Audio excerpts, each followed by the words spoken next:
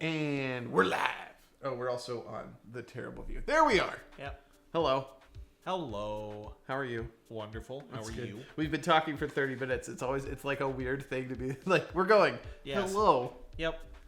Sup, citizens. Welcome to Board Boss. Hi. The channel where we play games and I occasionally like judo chop Liberty in the throat. Yeah, that's how it happened once. I remember that. Yep. I watched that. It was a very good end. I think that of the ending, like, periods on the end of our streams, that's probably been the best one. Yeah, I thought that was pretty good myself. The ow that hurt stream. So, hello everyone. We are, of course, recording with a new kind of setup. Because every time, it's new. That's how it goes. So today, we have two different phone cameras and then our audio. And my question for you, anybody who's watching, if anybody's watching, they aren't watching yet, there's nobody there. Well, they'll tell us if the audio's off. Yeah. I hope it's not. The only way to test is to turn the audio on this and see. And if we do that, we get like crazy reverb for just a second. So I'm going to keep talking and hit it. So it's perfect. Great. Did you see? I said that I had the D. My jaw moved in the right time. Yep. Okay, we both agree that that was an acceptable level. Yeah, I think that was pretty good. Of connected. Okay. So we're playing Gloom today, Yes, we are playing Gloom. and Zachary's going to lead us through it because this is one of his favorite games that he's played twice. Yes. So for those of you that don't know, audience, I have played this game exactly twice, and I wanted to play it on stream, and I lost my copy. It's gone in the ether somewhere. And even though I've only played it twice, it has made such an impression on me that I went out and I bought it again for entirely too much money. $25. $28. That's not that bad. These are like plastic I know. cool cards. Like it's for what it is, it's very good value. But I was just like, I mean, it was worth it to buy it again. I'm gonna have fun. I don't know why I'm whinging about it. I'm just being miserly, but I'm gonna have fun. Let's not forget. $40. Oh right, the totally quality purchase. Yeah. This was a waste of money. Yeah. Well, I also can't complain because I spent $40 on ink today. To do what? It's calligraphy ink, so I bought black, red, and gold. Ooh. Because I decided, since I don't tithe at church, my tithe for the church is I'm going to make them an illuminated gospel book. Yeah. Well, that'll be sick, dude. Yeah. That'll be so cool. Yeah, and it's gonna be like that thick for the 4 gospels because it takes forever. Yeah. Well, what is that going to be? A 5-year project? Well, yeah. I figure if I can crank John out this summer, that's a pretty good. What are you going to shoot for? Like per day, how many pages are you going to try to do? That's a great question. I expect, because in like the Bible I have right now, the Gospel of John is like 26 pages of text, that big, Itty bitty. So I figure it's gonna be like 80 pages. Yeah, when you illuminate, like, because when you say illuminate, you mean like you're gonna do all the calligraphy of the basic text, but you're also gonna do like the cool, like the first letter thing. Yes, do that, and then there'll probably be like iconography of saints and stuff in it. So. Oh, neat. Are you trying to find like an illuminated copy that you can get inspiration from, or are you just using as many illuminated sources as you find? That. Yeah. Okay. Because I tried this same thing in university, and I didn't finish it. And it's always kind of bugged me, and it's been in the back of my mind. And I'm like, you know what? I'm just going to do it. Why not? Do you have what you started? Yes, I do. Really? So what had you done? They were a bunch of sheets like that thick. So I had... oh, they were really big. Yep. So I had done part of Matthew, and then John's epistles, and I think Jude and Philemon. I think you have to give me percentages. Like, what percentage of the New Testament did I actually do? I think I maybe did 5%. Okay. I don't know them well enough to be like, okay, so that's this much. That's a lot. Well, that's a heck of a project. Yeah. So that's gonna be. So did you buy it? Is the ink? Is that enough ink to do the whole thing? Should be. Yeah, it's a bunch of ink. Yep. Because I bought a bunch of black ink and then I bought red ink and gold ink. Okay. I need to buy some blue. Yes, your red, blue, and black is necessary. Oh, that's gonna be so cool. Well, that'll be neat. What a fun project to do on the side. Yeah, it should be fun. Zoro's figuring his way out the door. Oh, good. Silly cat. Half out. Yep, just butt sticking into the house still. That's good. Nobody's watching. That's fine. No, it's fine. Well, an ad starts anyway. Yeah, like I was saying, we're just playing to have fun. Yep. That reminds me, I should. I'm gonna depart my chair for a moment. Goodbye. I'm all alone. So now that Zachary's gone, we can talk bad things about him. When he starts projects, I've always seen that he finishes them, and he does way more than I expect anybody ever to do with a project like what he's doing. How did you make my whole world beep? It sounded like that came from somewhere that wasn't just your phone. Yep, it was just me. Oh, wow. That was so weird. I heard it in my right ear. So we're going to play Gloom. The game we're going to see how long this takes us. We'll probably play a couple rounds of Gloom. I don't know how this game works. So I've played it once, but I've forgotten. I know that there's these cool see-through cards that you play through. And as you play, you get other cards that go on them. And then they change what it looks like. correct. And I've just cheated by lifting up that top card. So That's fine. We'll just put that in the deck in the middle. Right. So yeah, so the basic way that this game works is each of us are going to have a family of 5 people that we're going to introduce as soon as Liberty picks his family. And our goal is to make our family have the most miserable lives possible and then die, while making our opponent have really happy, well-adjusted people in their family. Or at least as much as you possibly can. Okay.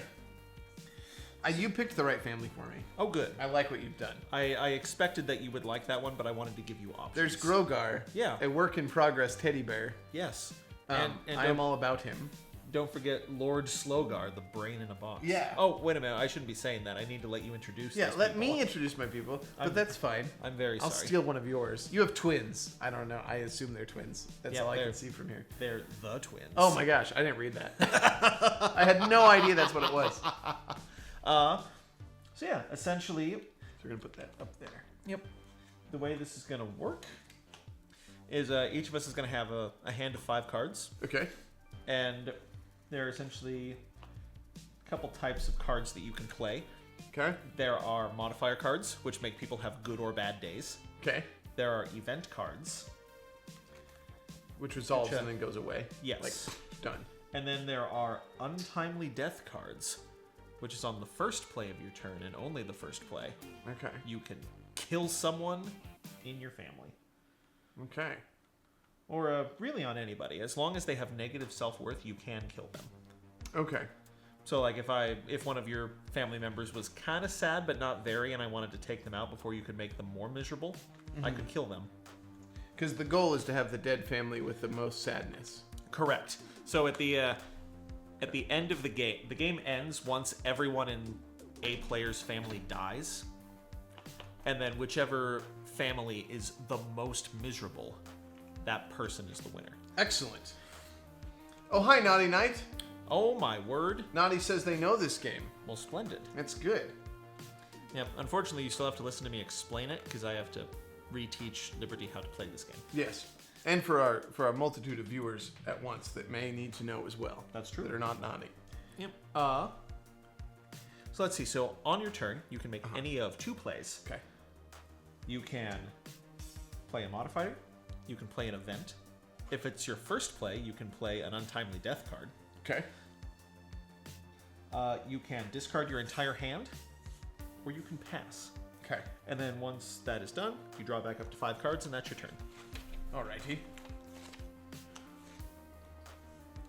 And let's see. Don't like the organization.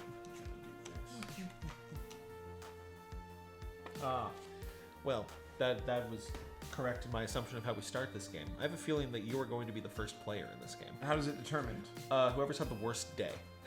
Why am I going to be the one? Because you had to do financial aid stuff. I did have to do financial aid stuff. I just went out to play golf, and there was an old person tournament going on instead, so I didn't get to play. There were oldies. Wait. So you didn't get to play? Because that's a bad day. But my stuff all ended up, like, it's all fine. But I went to the driving range instead and had an absolutely phenomenal day. Okay. So I set up this. Nothing's went terribly wrong yet. Maybe it's just whoever loses the rock, paper, scissors match that we're going to have. Oh, right. Are we doing 2 out of 3? Sure. Okay, and is it rock, paper, scissors or rock, paper, scissors, shoot? Rock, paper, scissors, go. Rock, paper, scissors, shoot. Okay. Had to think about it. You weird Would you animals. just go rock, paper, scissors? Yes. Okay. It doesn't matter. We'll do it your way. Well, no, it's fine. Let's do it this way. We'll alternate. Okay, so rock, paper, scissors, shoot. No, let's do it the other. Let's do rock, paper, scissors, shoot, then rock, paper, scissors. Got it. Okay. Yeah? Does that make sense? Yes. Do I know what I'm doing? Let's make this as complicated as possible. I was really trying, and then I got distracted, and now I'm afraid I'm the one that's confused. No, it's fine. It's shoot, not shoot. Yeah. Okay. I simplified your overcomplication. You did. Now it's confusing to me. Okay. Oh my word. So it's the loser of this is going to go first. Oh. That's how that by the way. Got it. Because then they will have then had the worser of the 2 days. Yeah, I'll have had a completely miserable day if I lose to you at rock, paper, scissors because you instituted weird rules. Yeah, exactly. Yeah. I've set this up well for us. And then if you lose, it's even worse because you made the rules. That's it, because if I cheat, it's because I made the rules wrong. Okay, all right, ready? Yep. Rock, paper, scissors, shoot. Rock, paper, scissors. Every time, it's the alternates. What? Oh, no! I knew I'd get you. Do it. That is not at all what the rules were. That would be the best. What do you mean? So rock, paper, scissors, shoot, we tie. Rock, paper, scissors. Oh. Rock, paper, scissors, shoot. Oh, I said, well, you gotta go till there's a winner. Well, yeah, 'Cause you it's the do. best 2 You out of keep going back, but it has to change. It changes. So we're just all. So it's shoot, think Zachary- not shoot, not shoot, not. Okay, got it.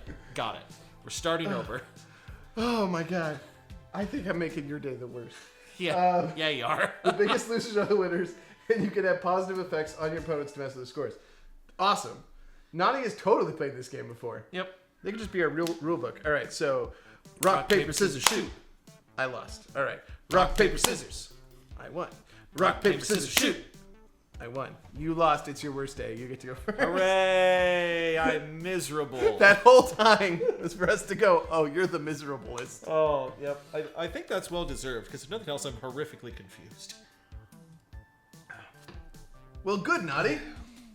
Well, we'll see how well we do here. Okay, so do we draw now? Yes, I'm going to draw my hand of 5 cards, Okay. and then we shall introduce our families. Here's the family view. This is the cards. I wish I probably should have done more work to make this bigger. Naughty, can you see what's going on?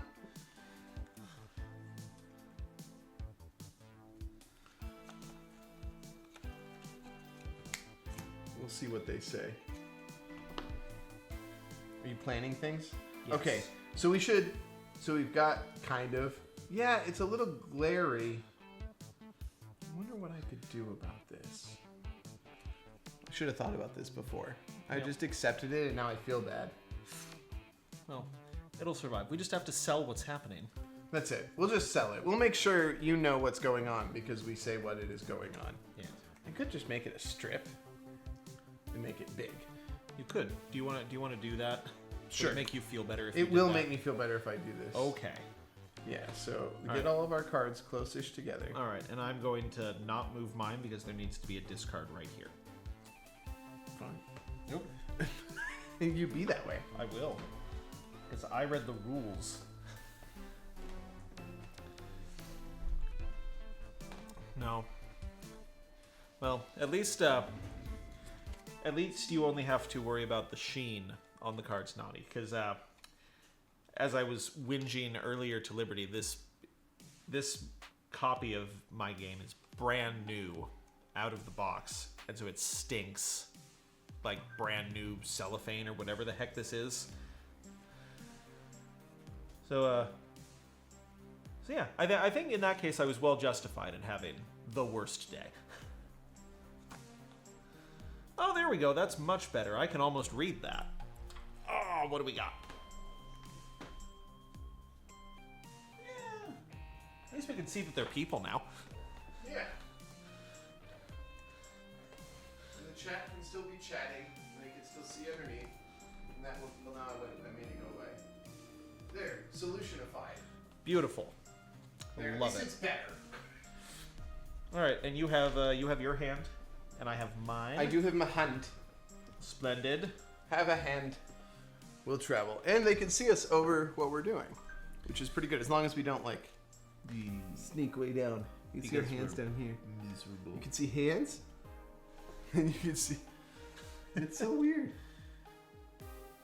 That's fun that you can see us tapping and it's close. Yes. Might need to flip the cam, though, because it looks like the houses are swapped. Oh. Oh, yeah. Oh, that's true. Well, man. Man. How do you do that now? I just reflect it. Oh, man. Look at that. Technical wizardry. This is why he's the brains behind this operation, and I Does just that make it so you can't show up. read it, though? Yes.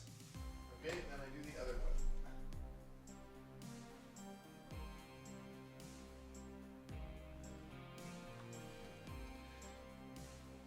Yep. Oh, that was what I wanted to do. Well. I mean, I suppose the other option is we could just change chairs.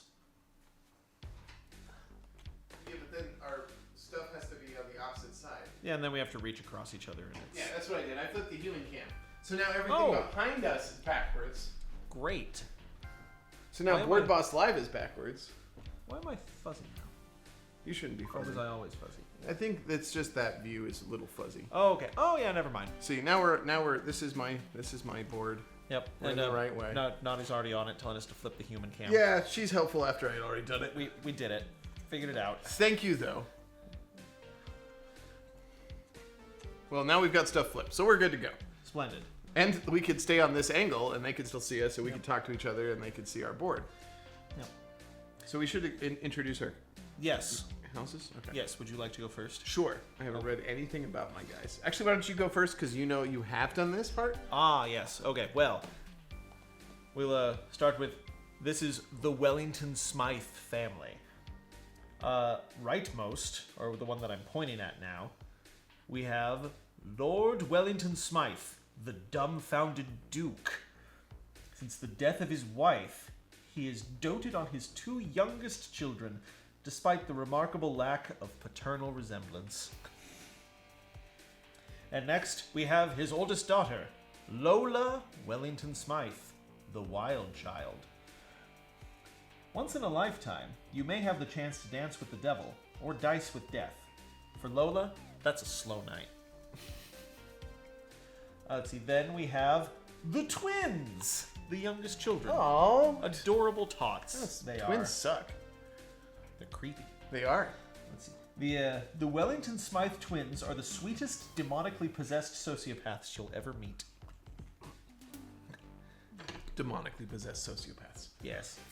And next, fortunately, the family doesn't have to deal with the twins very much because they have employed Goody Czar, the nefarious nanny. You see why I wanted this? Yeah, this one's fun. You get Goody Czar. Yep. Goody Czar has been most vigilant in schooling the children. They're nearly halfway through Ye Big Book of Poisons. Ye Big Book of Poisons. Yes. They gotta make sure to suckle on a bezoar every now and again. Suckle a Bezoar. Yep. You don't swallow them, because that'll kill you. Yeah, but you suck at it. Yep. Okay.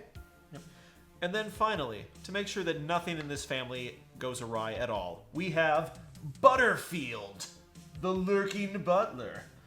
Whatever it is, he did it. That's great. Yeah. Oh yeah, I remember liking this game. I like the Addams Family feel Yes. of the whole thing. So, on my side of the table, we've got the House Slogar. Headed by Lord Slogar, a brain in a box. His thoughts may be muddled, but Helena assures us that his heart is in the right place. not the same box as his thoughts. And then we have Professor Helena Slogar, the eccentric inventor. She enjoys gardening, long walks in the moonlight, and reanimating the dead. And her daughter, Melissa, is a cadaverous child. You know, sometimes it's a shame when a child dies at a tender age, but other times it's a shame when she doesn't. And then my favorite character, the best reason to play this, Grogar, a work in progress, a teddy bear with a brain of gold. It says, Professor Slogar is determined to create the perfect groom for her daughter. She still has a ways to go. And then finally, helping bury the experiments and dig up some new ones is Elias E. Gore, the itinerant gravedigger. It can be hard for a traveling gravedigger to find jobs, but there's always work at Castle Slogar. So the idea is that he just travels around digging graves. He's an itinerant gravedigger, and he shacks up with the Slogars when he's missing out on work. Yep. Well, in that case, are we ready? Yes. Okay. Let's see. So I have my hand of 5 cards, and oh my word! I've just heard the most magnificent news. What's that? Well, you know how Professor Slogar isn't married anymore because her husband became an experiment? Yes. Turns out, a suitor came to the house and wooed her, and she was married magnificently. Isn't that splendid? That is splendid. Yep, so now she's very happy, and you get to draw an extra card because she's very happy. Oh, wow. Do I draw it right now? No. Oh. Just your draw limit is increased by 1 card, so you'll draw it to 6 instead of 5. Okay. As long as you can see that. And I can't play death things on anybody. Correct. Because that's a death. That's a kill them. Yep, they have to be sad for you to kill them. Okay. And then... oh my... horrific news. Because of some nefarious plot by the twins to attempt to reanimate a Christmas tree, Oh, no. Goody Czar was terrified by a topiary. Terrified by topiary? Correct. By life invested into a plant? Perhaps. Or it was one of those, like, rigged to the door, like... Gah! She opened the door and the Christmas tree just jumped out at her. Yes. I love the idea that the twins are the pranksters here. The best part of it is that it didn't have to be alive for that to work. It just had to exist and have Goody walk into it. Yep. But instead, they're like, let's take it one step further. It's not a good plant unless it could eat you. Yep. That's very accurate. Oh, okay. Well, now I have taken my 2 actions, so I'm going to draw back up to 5 cards. Ooh, that's splendid news. And with that, it's your turn. Well, the twins, I heard, being so contented with their pranking of the Goody, were overjoyed. And that night, they slept without sorrows. Oh my goodness! Relax, they let their worries slip away and try not to think about Mr. Eyeball Plucker in the closet. It's because they were so overjoyed at pranking Goody Czar. Exactly! They slept so soundly thinking of the cries of fear from Goody. Well, that's great for them. Isn't it? We need to make them miserable. Oh, Rabbits in the Meadow is here. Yes. Oh, hello, rabbits. Hello, rabbits. Hello, hello. There's been some sad news on that front. Oh no! Yeah, it's very bad. Goody, what's her name? Goody Czar. She never recovered from that fright, Oh no. and she saw rampaging prank topiary for the rest of her life around every corner and went, unfortunately, mildly mad. Oh, no, I have to do that as my first play. Ah, damn. You were going to try to make her slightly more happy, weren't you? No, I wasn't. Oh. No, I would rather... Can I undo it? Can I get my 1? You get your 1. Okay. You're going to make her happy anyway, so... No, I'm not. I'm not going to make her happy. Well, you're going to make them happy. Make Goody Czar upset. Yeah, well, I'm going to kill Goody Czar. Oh, she's not dead. Isn't that the... No. What's that mean? That is a specific icon that you get extra points if... Oh! Then no. We'll Oh! No, the death cards say untimely death on them. Or they have like a skull with a bird on them in the middle. Oh, so it shows them as being dead. Yes. Oh, never mind. Well, then these are all good for me. Yep. And we'll have I was like, I don't have anything to play. So, okay.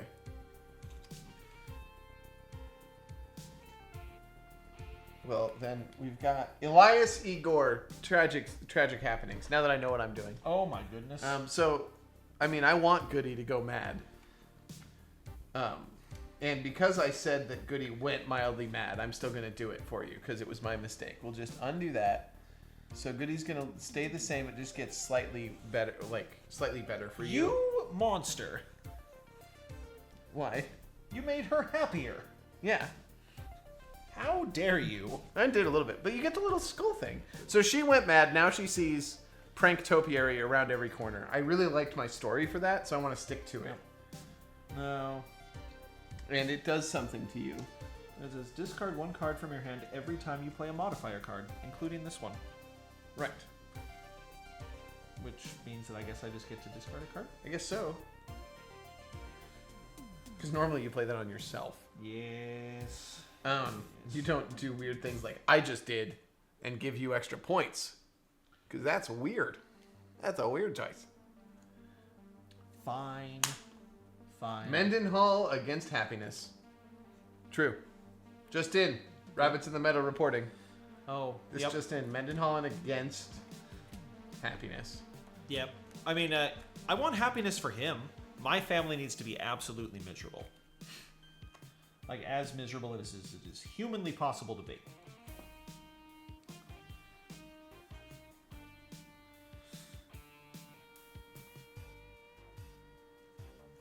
All right. That was my turn. I drew up. Splendid. Well, to start my turn, we're going to...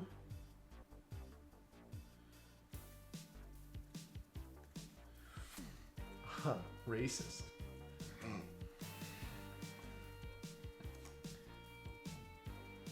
We are going to say that horrible news.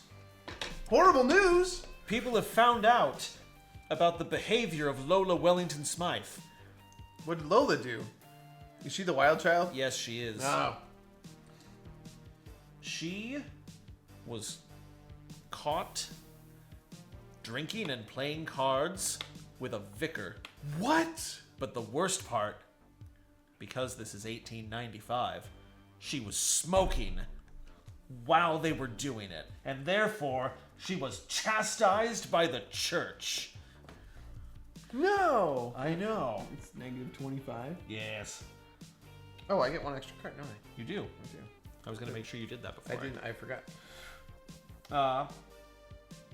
And What a terrible thing. I know. To be chastised. What happened to the vicar? Says Rabbit in the Meadows. Oh, he was reassigned to a tobacco-free parsonage. Oh, okay. Let's see. And Rabbits in the Meadow and I both went promoted. I am going to choose. Oh, this is perfect. Ah. All right, I'm going to do you a favor. A favor? Yes. Me? Melissa Slogar. Yeah. She's a good little girl. Yep, but not anymore. She was terrified in a dream when she was greeted by ghosts. By ghosts? So she's horrifically miserable, but you have to discard 3 cards from your hand. Right now? Yes. What if I like them? Too bad. Oh. Okay. Fine. You're welcome. I made her very, very miserable. You did make her very miserable. There's 3 cards. Yep. Discarded. Well, good. And with that, I'm going to draw 2. And that's my turn. It's been a hard time in the Slogar household. Professor Helena, with her new fiance, you know him. Yes. You know the fiance. Yes. We don't say his name in the Slogar house Right, anymore. right. But when he and his entourage, they went through the normal admittance protocols, the electroshock chair, ritual cutting of the fingernails. But what was missed was a couple of diseases that have managed to spread to the household. Oh, goodness. And unfortunately, Elias E. Gore, he was the one that was in charge of removing the ritualistic fingernail clippings. And in so doing, he somehow got exposed to the pox. No! And he is plagued by the pox. That is unfortunate. It sure is. He picked up the pox from a fox in a box. So says the card. So, unfortunately, that was Elias E. Gore is now pox-ridden, and in what else do I want to do? I've got one more. How does this work? What's my logic for this? Okay. In a medical miracle, Lord Slogar has been diagnosed with gangrene, Oh, my goodness. being just a body part removed from a body. Gangrene seems like a problem. That's a gangrenous brain. Gangrenous brain. I didn't even know you could get that. I mean, Rabbits in the Meadow, you're a medical professional. Can Yeah. a brain get gangrene? can gangrene be in a brain? I was trying to come up with how it would have happened. I was like, well, it was removed. I mean, It had an injury. I mean, you don't have to know. You're not a medical professional. No, I just know that Helena diagnosed the brain with gangrene. That's what I know. Yep. Let's see. Well.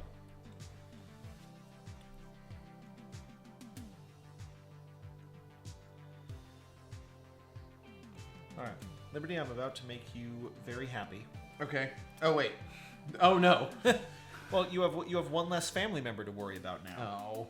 Who are you gonna kill? I'm not killing anybody. What are you doing? Well, so good old Melissa Slogar. She was so terrified by those ghosts. Yeah. And everyone is so worried about finding her a spouse. Now they don't have to worry anymore. Because with the ghosts, she found an imaginary friend. And was carried away. Oh, wait. Never mind. No, never mind. Give Sorry. me those points. No. Oh, there are no points. Yeah, just take it away. It just removes yeah, I'm it. just removing from the game. I thought it had, for some reason, the transparency of the card confused me, and I'm like, oh, it makes you. Well, let's see here. Okay, so we can leave that here. It's just gone. She's just gone. Yep. She is removed. There she is. Because it looks kind of cool, actually. Yep. So the imaginary friend took her away, removed her from the world. Yep. And then let's see. Wow. And after oh no, horrific Those are news! upside down. Lola Wellington Smythe. After she was chastised by the church, she's no longer under the church's protection, and that means she was pestered by poltergeists. Oh no. I know, it's so tragic. And it means that I have to immediately give you 2 cards of my choice from my hand. Oh, okay. And that's my turn, so I'm going to draw up to 5 now, because I covered that pesky thing.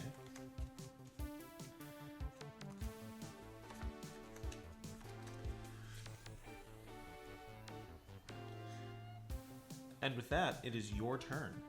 Okay.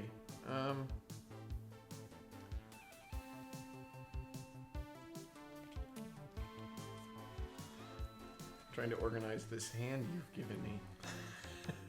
Okay. Okay. Planning. This is good. All right. Well, my family, I just heard from the grapevine that Lord Wellington is an avid consumer of the circus. Did you know? Oh no! I didn't know that. He is so easily charmed by the freak show that he just fell in love and was charmed by that circus. Oh my goodness! It was the elephants. It was the elephants. He loves elephants. The Elephant Man. No. We found his bones. That's true. We did. Yep.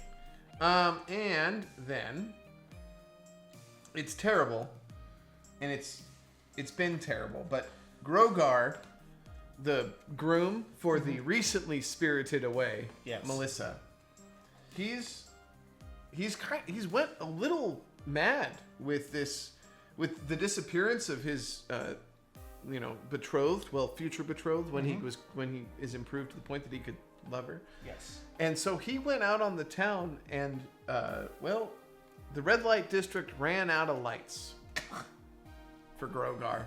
And he has been scarred by scandals. Oh my goodness. And I discard the whole hand. There you go. And then I drop. Yep. Oh, and since and you get 6 cards, remember? No, I don't, because this reduces it by 1. Oh, never mind. Okay, sorry. No, it's fine. And and just to make sure, because I gave you extra cards, like if your hand size is ever greater than 5 cards, you just don't draw until it's below 5 again. That makes sense. Well, I have splendid news. Splendid? How terrible. I know. Let's see.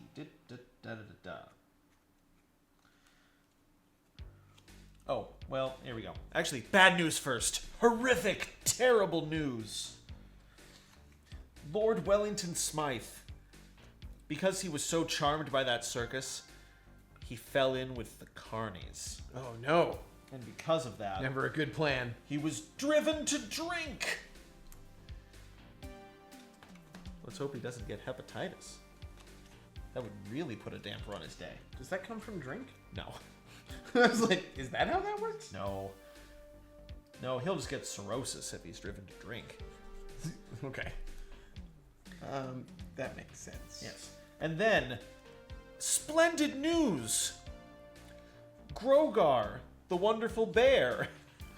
No, not Grogar. Oh, wait. Yay, No, not Grogar. This game is very confusing to me. Yes. Good and bad are all mixed up for me. Because he was scarred by scandals, Yes. it made him very popular with the common people. Oh, good. And therefore, he became popular in Parliament. Oh, and I draw 2 cards. Yes.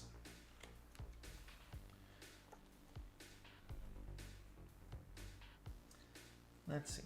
I like giving you cards. That's the theme I've noticed this game. You just keep giving me cards. Too many choices, and I'll make bad ones. And with that, I'm going to draw 2 cards. And that's my turn. Okay. Well, as bad.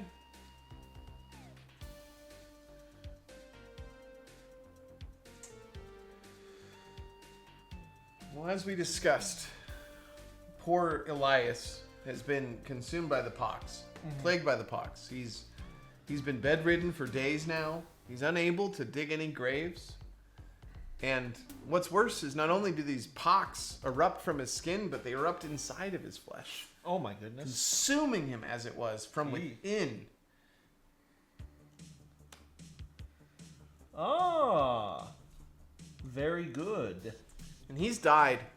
He died from the pox. Yep. And because he died with the skull icon up that you got. He gets extra points as his. Yep. So Liberty is first on the board with the death of a family member. And Yes, that actually gets me points. he's at minus 40. Or I guess 40. Minus 40. So, this imaginary friend So that says choose one living character. Doesn't this being on it make it not a living character? Well, because it was alive when I played it, because that's the event, and then it just... Oh, is that how those work? Yes. Yeah, the red text ones are a little different. They're weird. Okay. So that was the first. The death of my grave digger. And then in an attempt to save Lord Slogar from gangrene, Lord Slogar, you know, the brain in a box. Yes. The fact that he is only a brain in a box brings up the much questionable thing of how do you solve gangrene when it's just a brain? Well, Professor Helena had no clue. So she was shipping him off to the Institute at Cambridge to find out what was up with Lord Slogar. And unfortunately, for everyone aboard, that train had a bout of gangrene. It started spreading across the cars as though it was some sort of communicable disease that one could get just by close proximity. Oh my word. And the train has since been stopped. And Lord Slogar is currently trapped on the train. Oh wait, no, that was terrible. That was a dumb choice. Oh, it's fine. He's slightly more miserable now. Yeah. And you can't play event cards. No, I can't. I can't draw. No, I can. 6. I can. Still have +1. Ready? It's your turn. Splendid. On to the Chronicles of Smythe. Yes. What do I want? I don't want that. But you kata. I don't like how mid this thing is, so I'm just going to drag it down. Right. Well, terrible news.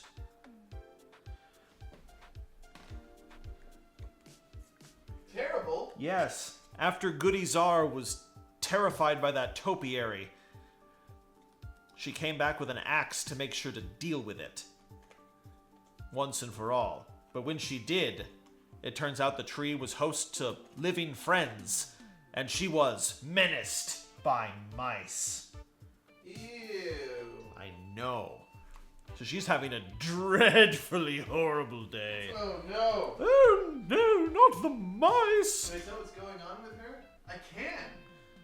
She has 3 things going on. I can actually kind of see them. That's cool. Oh my goodness. Sorry, I'm totally distracted by fixing. And then wonderful news. Oh, I mean, great. Yes, you should be so excited for your patriarch, Lord Slogar. Oh, is he escaping the train? Well, yes, but on that train, a doddering old fool like him met a beautiful woman. Doddering? Yes. He's a brain. How does a brain dodder? He's got legs on his case. I don't know. Yes. So this doddering old fool fell in love and was wondrously well wed. Isn't that wonderful? Yeah, give me cards. Yep, you get to draw 2 cards. You're welcome. Great, thanks. All right, and then I'm going to draw up to 5, and that is my turn. Well, unfortunately, his wife, Slogar, he's just having a hard time. He's on a train. He gets trapped. He gets a wife. She's pretty. He daughters. It's a whole thing. Then, unfortunately for him, the gangrene progresses into consumption. No! Yeah, I don't think that's how it works either. But I mean, we're Victorians. That might be how it works. it's consumption. It kills you. We don't know what's going on. It's consumption. Yep. The brain is dying by consumption. I mean, as long as he faints luxuriously into a couch, it's okay. There's that. And then, bad news comes in pairs.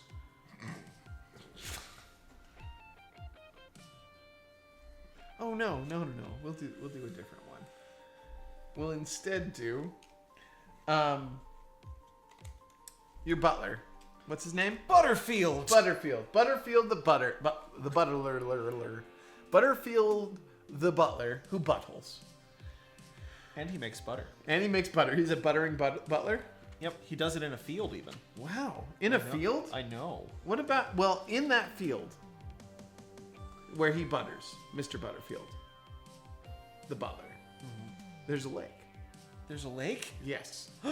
It happens to be named Butters Lake.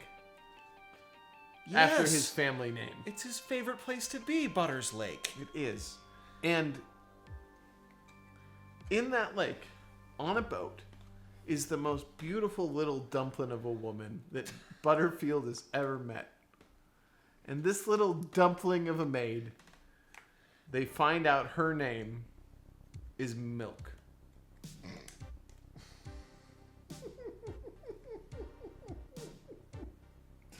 Oh no. And Milk and Butterfield, they're gonna make beautiful curds together. You found love on a lake. Ah. That was all for you. Oh, that's wonderful. Good for him. It's nice. It's nice. The milkmaid will continue Well, at least I get to draw more cards. to make Butters happy.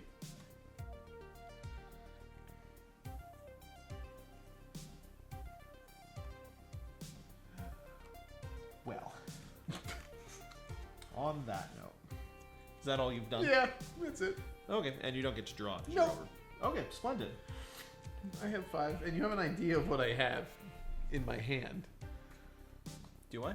Yeah, because 5 of them have middles, Oh, yes, that's true. which means this many are death or events. Yep, that's true. This one's not. I suppose that's fair. You get to see what I have, Ooh, you have deaths. perhaps. Because the event cards have the same back. It's true. Let's see. Horrible news. The twins. The twins? Yes. After they slept without sorrows, they had Right. such a wonderful night's sleep that they decided to go play on the moor. The moor. Yes. The moors around the lake? Or past the lake? Different side of it. It's on the other side. Okay. Like the lake is to the south Okay. of Wellington Smythe Hall. The moors are to the north. Right. Okay. The opposite of how it usually goes. But Well, wait, there's a normal? Why is the lake usually on the south? Or on the north? it isn't. It was the moors because the moors come from the south. Huh. Okay. But there's no moors on this moor because we're in England. Yeah, that's true. Yep. Okay. All right. All- Continue. All of that to be say, on the moor, Yes? they got caught in the rain, and they had to go without supper. So they starved in a storm. Oh, how sad. Yes. And finally, horrific news. Lola Wellington Smythe, her troubles are not ending. Oh my god. How? Because she was chastised by the church, then she was pestered by the poltergeists, and because they didn't stop pestering her, she was walking down the street in town, Little Wellington Smythe, which is the name of the town. Little Wellington Smythe. Yes, because it's Wellington Smythe Hall. That's Sure. big And Little Wellington. Wellington Smythe is It's the village. town. Yes. Yeah, where all the workers live. So she was walking through the village, and because of the poltergeists hounding her, she bumped into several of the amber miners, and then cursed in front of an old lady. And the old lady was very unhappy, and she was chastised by a crone. Unfortunate. Yes. What up, mobile sweet? How art thou? And with that, I'm gonna draw some cards. We're playing this Gloom game, which is about being the saddest sad sacks. We want to be the saddest sacks. Very true. And in the idea of being a sad sack, it's to be noted that as brilliant as Professor Helena Slogar is to have kept her husband alive for so long as a brain in a box, who is now found another woman to love, as well as had gangrene and consumption in the night, as they were, well, he needs the train. So the woman that helped him must have been like a conductor that helped get him out of, to get the train running again. Fair. And unfortunately, from some strange occurrence, some environmental hazard unbeknownst to them, the bridges went out over the bog. And the train plummets into the depths. And poor Slogar drowns in a bog. Oh no! And he dies. That's a minus 40 again. Yeah, it is. That's very good. All of your family are dying, and none of mine have died. My family's dead. What happens if all my family died? Does the game end? Yes. Oh, so if they all die early, Yes. it's good for me. Yep. And now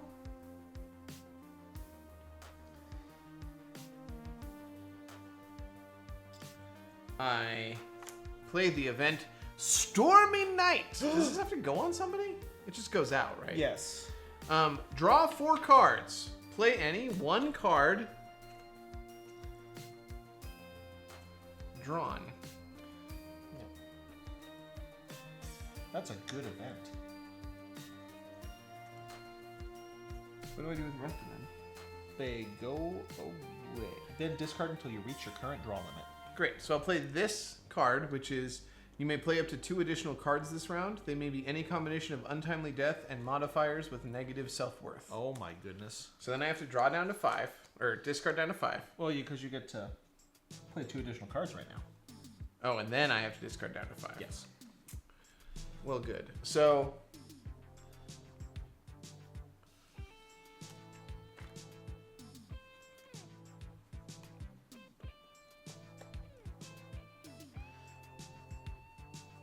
it's a sad sack face for us.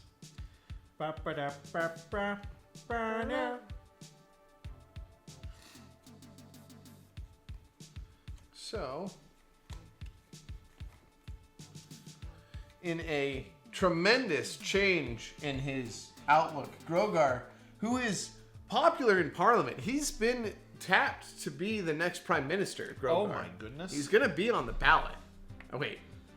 No ballot? That's not how There's that not works. a ballot. For Prime Minister, no. No. Okay. Well, Grogar's going to be Prime Minister. Ignore the ballot thing. Okay. His political rivals, knowing of Grogar's specific inclinations as a bear with a brain in it, send him via post a box of snakes. And Grogar, being a small animal, is startled by them. Startled by the snakes. Not to mention being vexed by vipers and angered by asps. Heavens. And then to top it all off, the shipment of bears showed up and ate him. No! And Grogar falls, consumed by wild animals that he himself is made in mockery of. That is absurd. Man, that's very good. You're at negative 110 points. This is very sad for me. I have a bunch of dead people. Yep. I need this woman to live for as long as humanly Keep possible. her alive. All right. Well, those are your actions. That's it, and I don't get to draw. All right. Thank heavens. Ah. That was a baller of a turn. Anybody who's watching, I killed 2 people in a round. That was very good. Where is the card I want? Oh no! Horrible news. Goody Czar. Goody. After she was attacked by the Twins Topiary. Yes. And she was menaced by the mice that lived in the Twins Topiary. And she went mad from this encounter with the topiary. This is very true. She decided that she would come back later with some sort of Orwellian Rube Goldberg contraption to deal with the mice. Just kept escalating. Yep. And the mice, in a very odd display of mammal-to-mammal coexistence loyalty, enlisted all of the house cats to help them. And she was torn limb from limb. By kitties? And mice. Oh, wow. Yep, so she's dead. Okay. And Poor goody. I know. And Lola Wellington Smythe, her day just cannot get any better. Because after she was chastised by that crone for kicking the amber miners and dealing with the poor weasel nose vendors, she slapped that crone as hard as she could, and the people really didn't like that, and they chased her all throughout Little Wellington Smythe. And she was burnt by a mob. Oh my. I know. Burnt by mob? Yes. Wait, did you just kill her? Yes, I did. You can't kill people in the second turn. This card specifically says that I can play an untimely death card as my second play this turn. Okay. All right. I think that's fair. And that is my turn, so I'm going to draw 3 cards. Wow. Well, poor Professor Helena is the only remnant of House Slogar. And she has been having a hell of a time. Most notably, she was widowed at the wedding. With the Lord gone and her children that were just a drain on her resources gone, she was able to marry. And she was in love with a handsome young man. And she planned the wedding, and there was no one at the door. The bride wore red. Must be played on a heart. Oh, goodness. That's impressive. And then she decided, so Helena is a well-respected woman, and she's also a very practical woman. Mm-hmm. And she did something that few have the guts to do, and she went on the honeymoon anyway. To the wilds of Africa. Specifically, the rivers. And there, in a expedition to see the manatees, she was mauled. Mauled while swimming with manatees. Oh my goodness. They're fierce if you rile them. That's it. But I have to skip my draw phase, so I can't draw anything. Oh, good. So I'm done. That's the story of Helena for now. Yep. I don't think I'm going to win this one. Ah, you'll be fine. No, I know what's in there. What's in where? What's in my hand? Yes. Why? Because you handed it to me? No. Why? Because it's got dark backs. Yes. Yeah. Oh, I know she's gonna die. I'm regretting exiling that little girl right now. Like, you know, because it got rid of one extra person for me. Yup. Oh, let's see. So what do I have? I'm really regretting playing that card right now. 40, 35. So I'm at minus 75. You're at minus 110. Which would be 155. I'm so glad I don't play this game by numbers. I have no idea. I'm just like, ooh, Thimbles match. I'm gonna kill him. Yup. That's how I decide when things die. There's very little tactics going into this. How is everybody who's watching, how's your day going? Are you having a wonderful post Father's Day? Yes. Hopefully it's better than these poor people. Yeah, these people have sad sack lives. No. Did you talk to your padre? Oh, I did, yes. Nice. Yes, I did. For all of 20 minutes. Because we don't talk very much. But you're a good son and call him on Father's Day. Yep. I am playing the part of a dutiful son. That's it. Dutiful. All right. Well, we'll work with that. Oh no, the twins!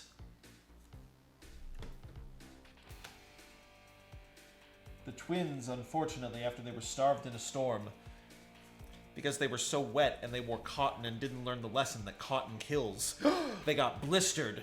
Blisters? And as a result, they suffered from sores. Gross. Yes. Ethereal says they're walking dogs while listening and it's hot? It's It's been cold. It was cold yesterday. Oh, well, they're Are they in a different state? they're in New Hampshire. It's warm in New Hampshire? Is it possible to be warm in New Hampshire? I guess so. I don't know. For whatever reason, my mind palace makes New Hampshire cold. The north part is, because it's touching Canada. Yeah, Canada's America's cold. hat. America's hat. Yes. Yep. Also, hi, Ethereal. It's nice to see you in the stream again. It's very exciting. Yes, hello. Arlie will be here playing on Wednesday. Correct. Mm-hmm. Oh, gosh. Sorry, Let's see. you got distracted. Yep, I gotta figure out what I'm doing. I know what I'm doing. Do not make Helena's day better. Her day is getting better. Don't do it. After she was mauled by a manatee, Uh-huh. she stopped the manatee and was asking, "What exactly are you hoping to accomplish here?" And the manatee surprisingly could speak English, and they had a very wonderful conversation about just adversarial tendencies in people and the need for manatees to attack non-manatee folk. Yep. And they became friends. Oh. And once they became friends, the manatee realized that it was a human cursed to be a manatee Wow. and came onto land. And then they became land friends and had a picnic in the park. Is this another love one? No. No, it's just got booze. Yep. You get to draw 2 cards, though. Oh. Wow. You're welcome. Thank you. All right. And that's all I can do right now. So I'm just going to draw this card. Oh, my God. Great. Great. Great. Great. That is just absurd. All right. Well, go ahead and kill your people and win. Well, I can't. Oh. Hi, don't blame meme. We're doing great. Don't blame me. I keep saying don't blame meme. It is in my brain that you're don't blame meme, even though that is a lie. It's don't blame me. See? Don't blame me. Yep. But I can't read M-E-M-E without reading meme. It's not a meme. It's a meme. Don't you know anything about internet culture? Just like it's GIF. I'm so glad I play things like in real life with you in physical formats, so we don't have to talk about your Luddite tendencies. No, it's a meme. Everyone knows this. It's not a meme. It's not a meme. It's a meme. Nope, it's a meme. And the best meme of all. Is not to blame it. No. No. It's a tie between Bad Luck Brian and Art Student Owl. Wow, that's like Vine level. Is that Vine? Is that a Vine? No. Where even is that from? I recognize it. It's older than Vine, isn't it? I think it is. That's like true millennial deep cut. Oh, also, in keeping with Bad Luck Brian, in the great crypto meme selling, when you were selling the original copy of a meme for cryptocurrency, like most of the ones, like Overly Attached Girlfriend and Disaster Girl made like over $400 grand for theirs. Mm-hmm. Bad Luck Brian made like 37 grand. Wow. So I'm gonna choose one living character and discard their top modifier. Okay, which one would you like? Mine. Oh. Fine. And just take away the story. I worked hard to make her friends with that manatee. How dare you? You did. You worked really hard, and I appreciate it. But that manatee became friends, and Helena said something just atrocious. Mm-hmm. She said that wasps were the pissants of the wasp world. And the manatee took umbrage at that, having never met a wasp because they live underwater. And the wasps also took umbrage with this and assaulted her, wounding her. So she has been wounded by wasps. I draw 2 cards. Oh my word. Well, what exactly am I gonna do? It's like 2009-ish? Yeah, don't blame me. 2009. I mean, don't blame Mimi would know about the memes. Oh, God. He's going to say Mimi for the rest of time now. as an affront to every person listening. Yep. It's my. You can blame my wife. She also likes the memes. Don't tell me that Rabbits likes memes. Yes. She sends me a meme every day. Rabbits in the Meadow? Do you approve of this? You know, she does approve of her sending me memes. No, do you approve of this? Meme nonsense. It's a dating technique. It's called pebbling, Liberty. One of these days, the meming?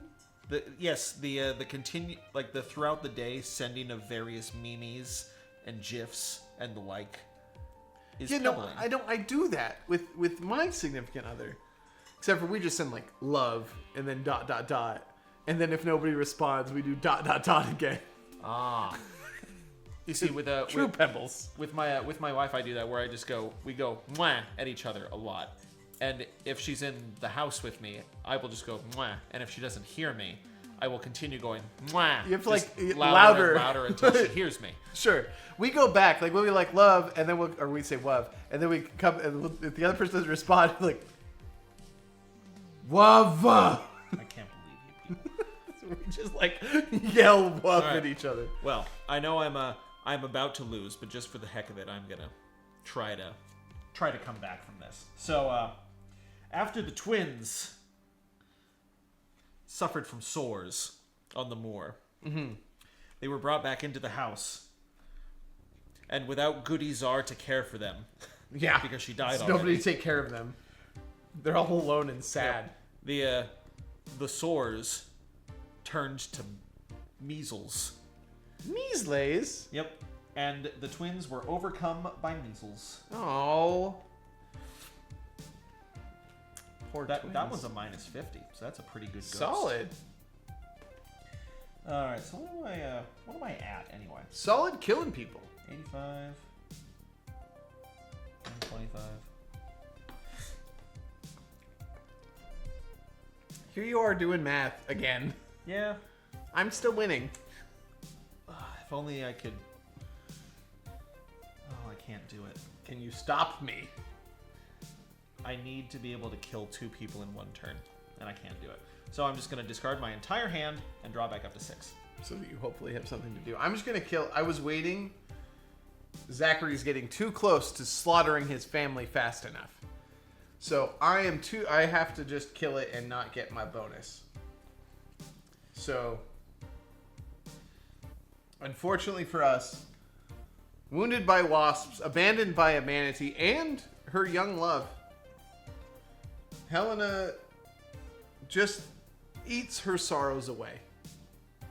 And in the middle of eating a really nice ribeye steak, she takes a big ol' honkin' bite that includes the ribeye, like the bone. Got it. And chokes on it. She choked on a bone. But wait! Fortunately, right at that moment, the ghost of Grogar came up behind her and gave her a good old Heimlich in the back. Grogar just shows up. Yes. Heimlichen. And because of that, she has a second chance! Huh? Cancel and discard an untimely death card. Ha ha ha ha! Because it's canceled, is it still my first play? No. Well, I mean, yes. Yes, it is. Good. Nope, it's not. I'm sorry. I lied. You liar! It is not your first play anymore. You had a play. I made it not happen. Go look at your memes. I discard. Okay. Oh, good. Oh, you can tell from the back which ones are not, which ones are which? Because they say rest in peace if they're an untimely death. Yep. That's good. Well.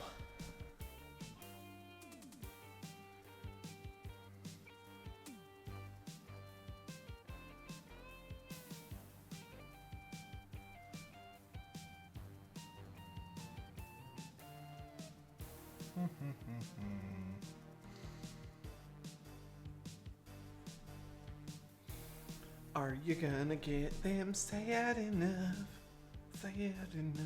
to win? Well, you see, here's the thing. Did you get it? No. Oh. I'm winning. I just need to keep her happy for as long as humanly possible. Mm-hmm. This is getting tight now.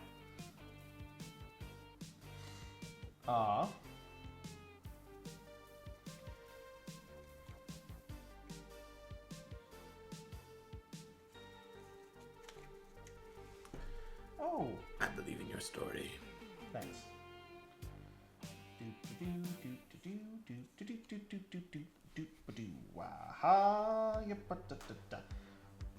Well, I guess I can't really, I can't do much.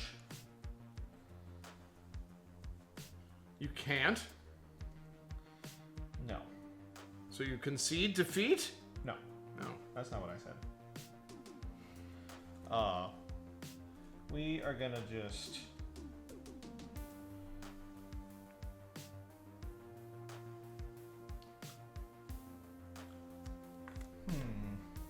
We're gonna say that good old Butterfield here. No, we're not gonna do that. Butterfield is with milk, is curdling milk right now. So I think you should just let him be. True. Yep, okay, I know what we're doing. Alright. Oh no! Oh Lord no! Wellington Smythe! After he was driven to drink by befriending the carnies at the circus, he then got involved in some new scheme to buy postage redemption coupons. What? And exchange them on the other side of the country for a massive amount of money and then return the money. Whoa. I know. Genius. He only had to buy in for $5,000. Some prince from Nigeria. And as a result, he was swindled by salesmen. You get this card right here. And then Professor Helena Slogar, after she was wounded by wasps, she began to recover using her own scientific discoveries. Oh, really? Yep. Oh, wait, before that happens. Bye, Ethereal. It was Bye. nice having you be here for a minute. Thanks for coming and listening to us be weirdos. That's nice. Thanks. Yeah. I hope New Hampshire cools down. It's like comfy here. Yep, it's in the 60s here. It's nice. Right, well, anyway. Anywho. Yep. She started to heal herself through her own scientific discoveries, and then people got so enamored by that idea that a woman would understand science. Crazy. I know. And because of that, she became the toast of the town. The toast? The toast. Oh, wow. Wow. I know. How very exciting. And then I'm just going to draw 4 more cards. So, you know what was crazy? What? Was Helena's entire reception as the toast of the town. Yes. And Lord Wellington Smythe's swindlement by salesmen? Uh-huh. They were having a Freaky Friday. And what's crazy was that didn't happen to either of them. Oh. It happened to the other one. Oh. So choose two living characters, swap their modifiers. Bloop. Bloop. And then the roots. Nope. There it is. Till death do us part. Choose an untimely death card from the discard pile and play it on a living character that either has the heartbreak or a negative score. Oh my gosh. Oh, the problem with these cards. What have you done? I think I fixed it. No, you didn't. Yeah, I did. No, you didn't. What do you mean? Why wasn't that? That's the right set. That's the right one. Sales by salesman. Yep. Well, this is the. Well, you flipped the discard onto. No, I've got the discard in my hand. No, you flipped part of it. Is this? Well, I'm going to end the game anyway, unless you've got something that cancels it. It doesn't matter. Yeah. I choose the one that benefits me having monies. on there and play that one. Ah, yes. And so she dies. The last of the Slogars dies by falling from on high. Oh my goodness. She took a dive. That's unfortunate. And man, I was going to make her so happy. Were you? Yes. I had cancels in my hand. Yeah. Well, let's see, because what had... Because I think if I had just that... it was a shame that I had to discard a card because I had a card that was died without cares, so it's just all zeros. Oh, it just kills everything? Yeah. Like neutralizes And everything? and I would have killed her. Ooh. Because I think I would have won. Oh, I think so. If I hadn't been able to get my fourth one, you would have died. So Helena, who died from falling on high, was worth 55 points. Oh, I can't put them out of line or lose there. So that's worth 55. Grogar, who was eaten by bears, is worth 30. So that's 85. Lord Slogar, who was drowned in a bog, was worth 40. So that's 125. Elias Igor who was consumed from within, was worth 40. So that's worth 165. Yep, that's pretty good. What'd you get? So I got Goody Czar, who was torn limb from limb, was minus 35. Poor old Goody. Yep. The twins, who were overcome by the measles, were at minus 50. Wow, that's Yeah. a solid score. 50's good. 50's like So that was 85 altogether. 65. Lola Wellington Smythe was minus 40, so that was 125. Pretty good. If you've been able to get somebody else. That's this game. I remember this game, like playing it now. And it's like, oh yeah, it's such a cool thematic game. And I love how it uses these clear cards. I actually have another game that uses these. It is, oh gosh, I haven't looked at it in a minute. But I love this style of card where like you're modifying the card, like the base card is being modified. I think that's really cool. It is. No, I like this game a lot. The theming is very good. Yeah, the theming's really strong. 4-person game, you end up like really building up the story. Yeah. I like the fact you kind of have to come up with the story. It does almost run into... There's like a point where when you're trying to improv with a game like this, or come up with a story for how it makes sense, that there's this really fine line where story, like card text and card descriptions, start inhibiting your ability to create with it because they get too specific. You know what I'm talking about? It's like when you get to like wounded by wasps. Totally fine. I can come up with why wasps would be in it. But then if it defines some of that for me in the descriptive text, it gets a little bit in the way. There, and I guess that's why I never read the descriptive text. I'm just like, oh, well, this connects to this and this. They're doomed. They're doomed. I don't know. I really love that theme of like Addams Family theming. I think that's really fun. Well, good. Well, shall we switch families and play again, do you think? Or do we want to keep with the same family? I definitely want to switch family. Yeah, I think I do too. So, you want to be green or orange without knowing... Do you know what they are immediately? Yes, so you should choose. So give me the weird ones you don't have a theme for. So you get the Carny Folk, which is orange. Yep. And I'll take the Cursed Fam, which is green. Oh, the Cursed family is good because you have the best card. Which one's that? Is that the dog, Balthazar? No, it's... Or is it Willem Stark? No, it's not him. It's the one before him. Yeah. Cousin Mordecai? The redheaded stepchild? Yes. And it's black. Yep. He has black hair. Okay, so we get this here, we get this here, we get this here. I was gonna go dig out another one. Do you need another beverage?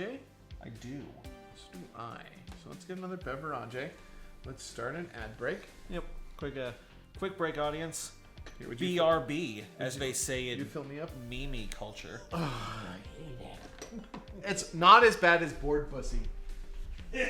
Like saying it hurts me. Oh, it's this game. It's right here.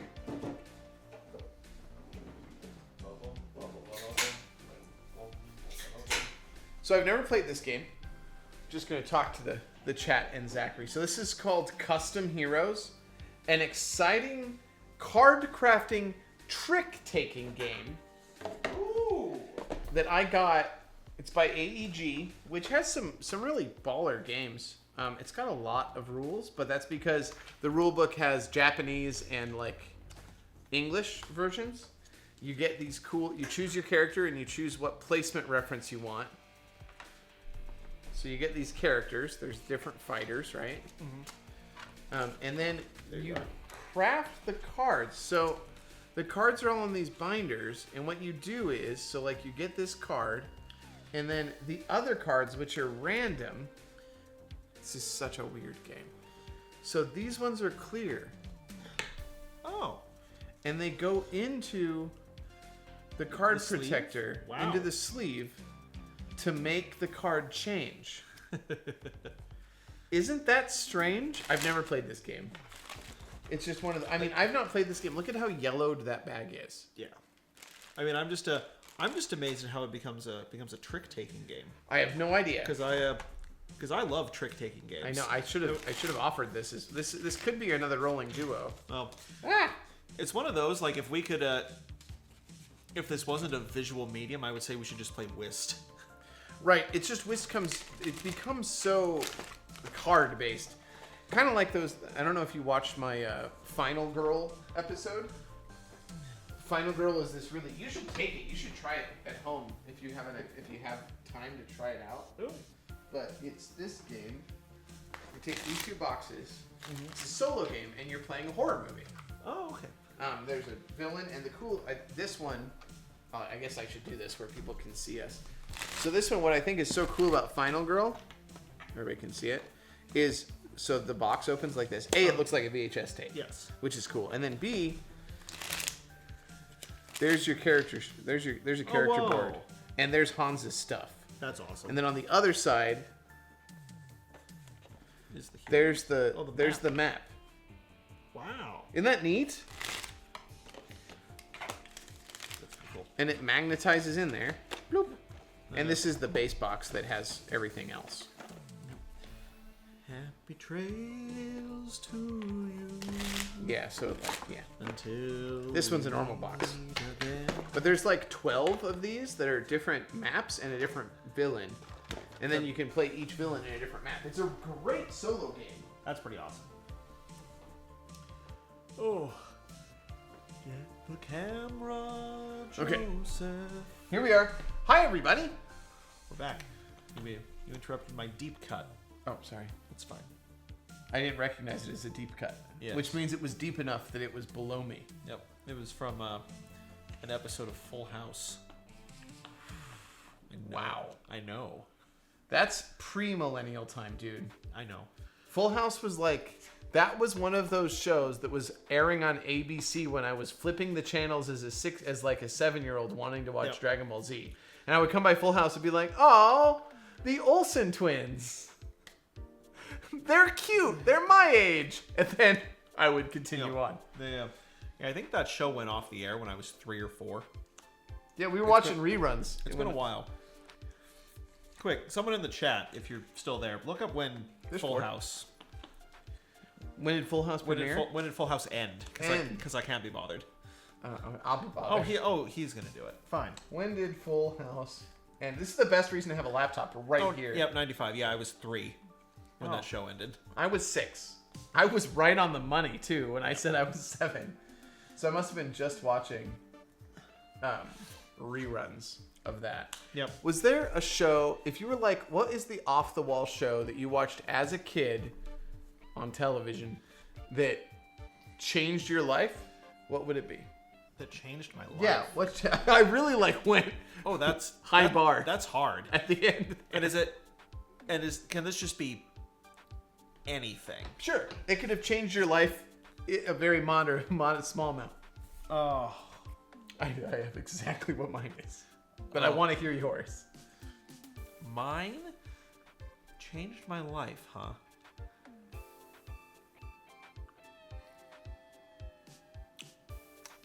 That's hard. It's a good question. It is. I'm gonna go with MASH. Ooh, MASH is good. What changed your life about MASH? What was the Well, it wasn't really like the show itself. It was just like people's relation to the show that did it. Because it was sort of like my first inkling that like my parents and grandparents were people. Because they were really invested in it? Yeah, or the specifically, I was watching and my grandma saw that I was watching MASH and she's like, oh, we used to love that show. Or I did. We couldn't watch it in the house. And I was like, oh, why?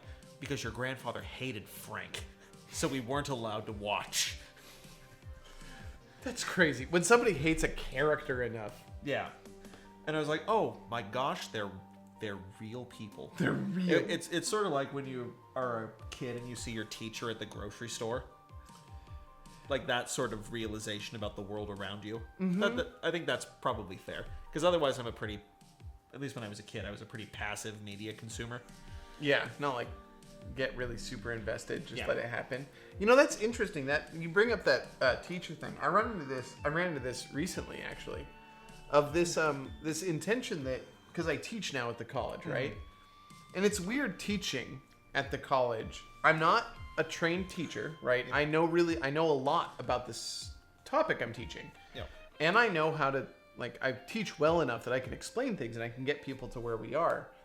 But it's weird being the teacher and thinking about things like, okay, we're going to talk about a syllabus, right? So a syllabus needs to say these things like teaching goals and what you want the students to get. And then, you know, I've always sort of passively understood that when you teach something, you learn it better. Like that whole idea that, like, you know, the more, if you can explain an idea, you understand it more fully than if you don't. You've internalized it a lot more. Yeah, and there's even something more to it than like when you're writing a syllabus or you're doing this and you're trying to come up with how is a topic best approached.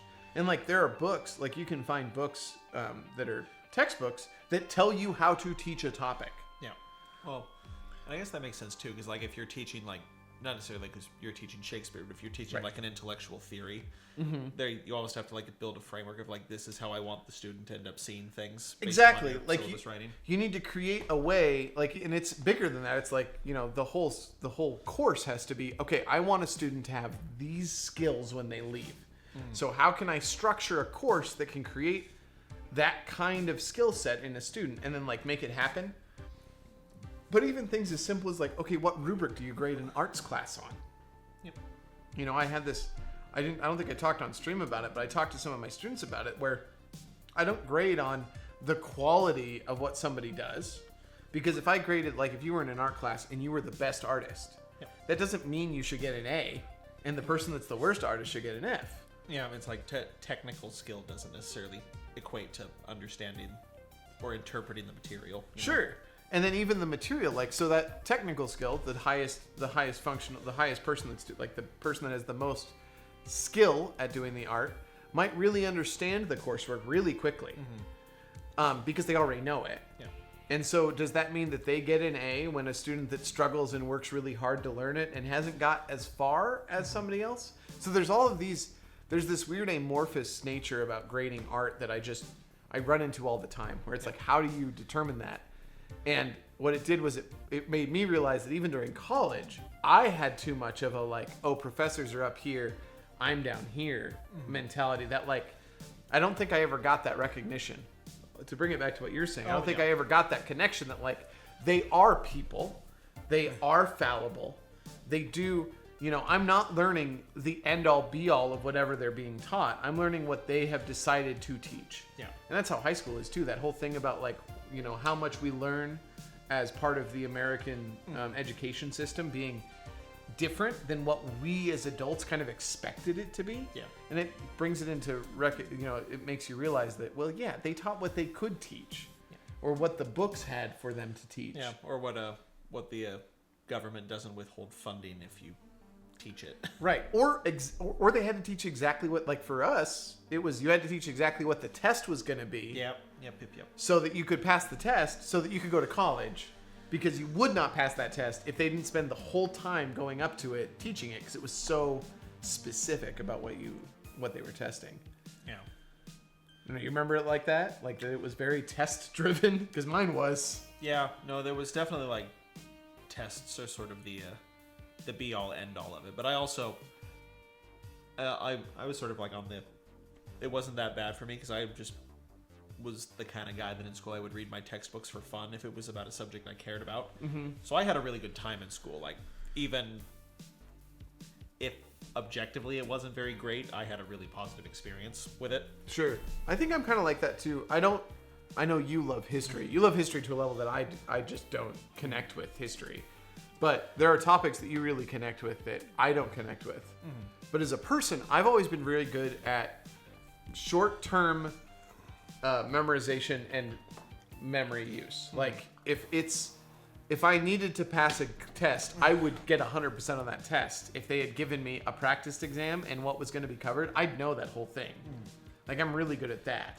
But long form, like theoreticals and philosophical intentions, things like that create like the system where you judge things, that's a little bit harder for me to grasp onto. It's easier for me to get like, these facts are this fact.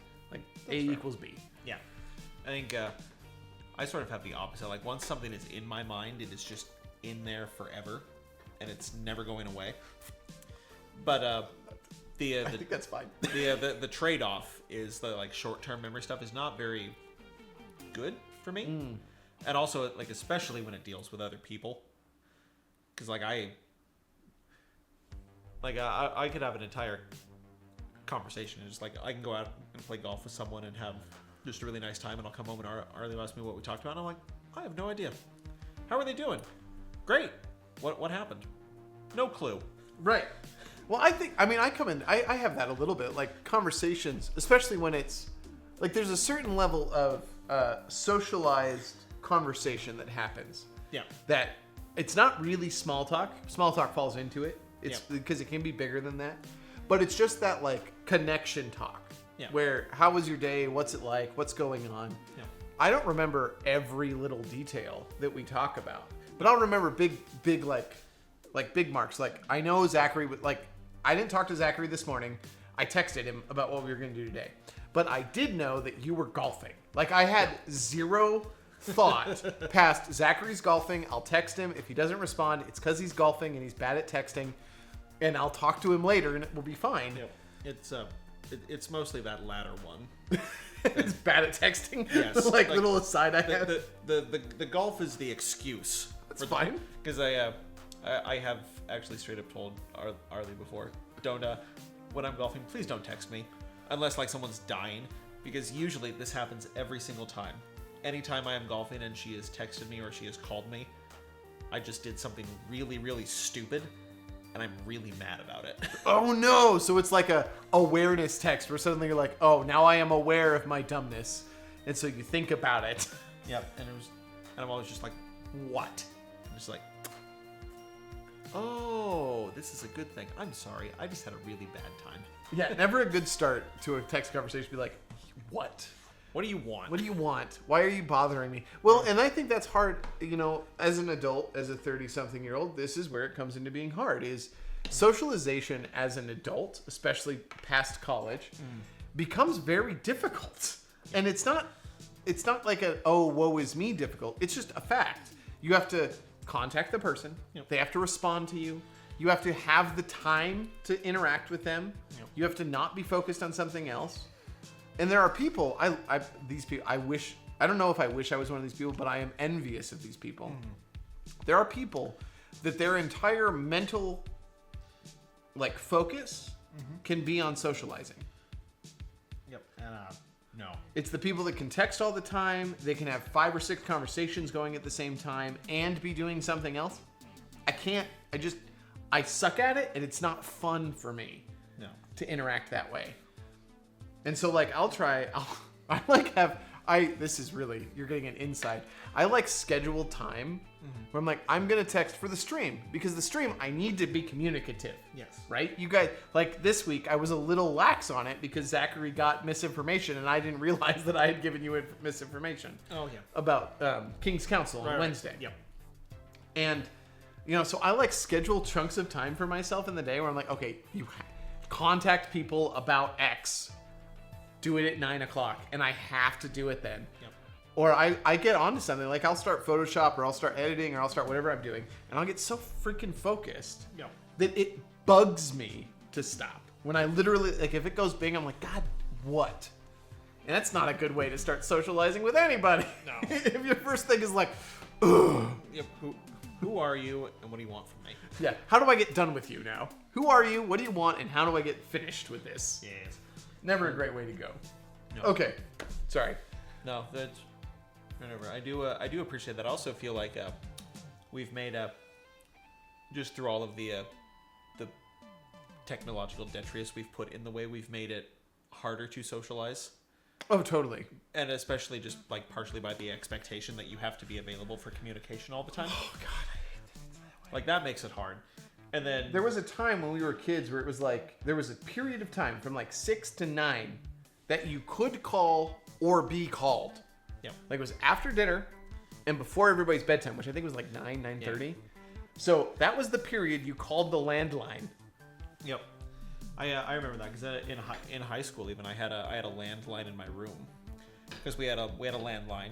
Did you have separate landlines, or was this a shared landline when you were in the house? It was shared. Okay. But I had a set in my room so that I could call people because this was before we had cell phones. Sure. Because I'm part of that very last generation to grow up without cell phones. So we're old. Yeah. Yeah. Me too. I got mine when I was like 17. I got mine for Christmas when I was 17, which means I was almost legally an adult when I got my first one. My parents were moving out of the house. So they were, I think it might have been 16, not 17. My parents like left our home.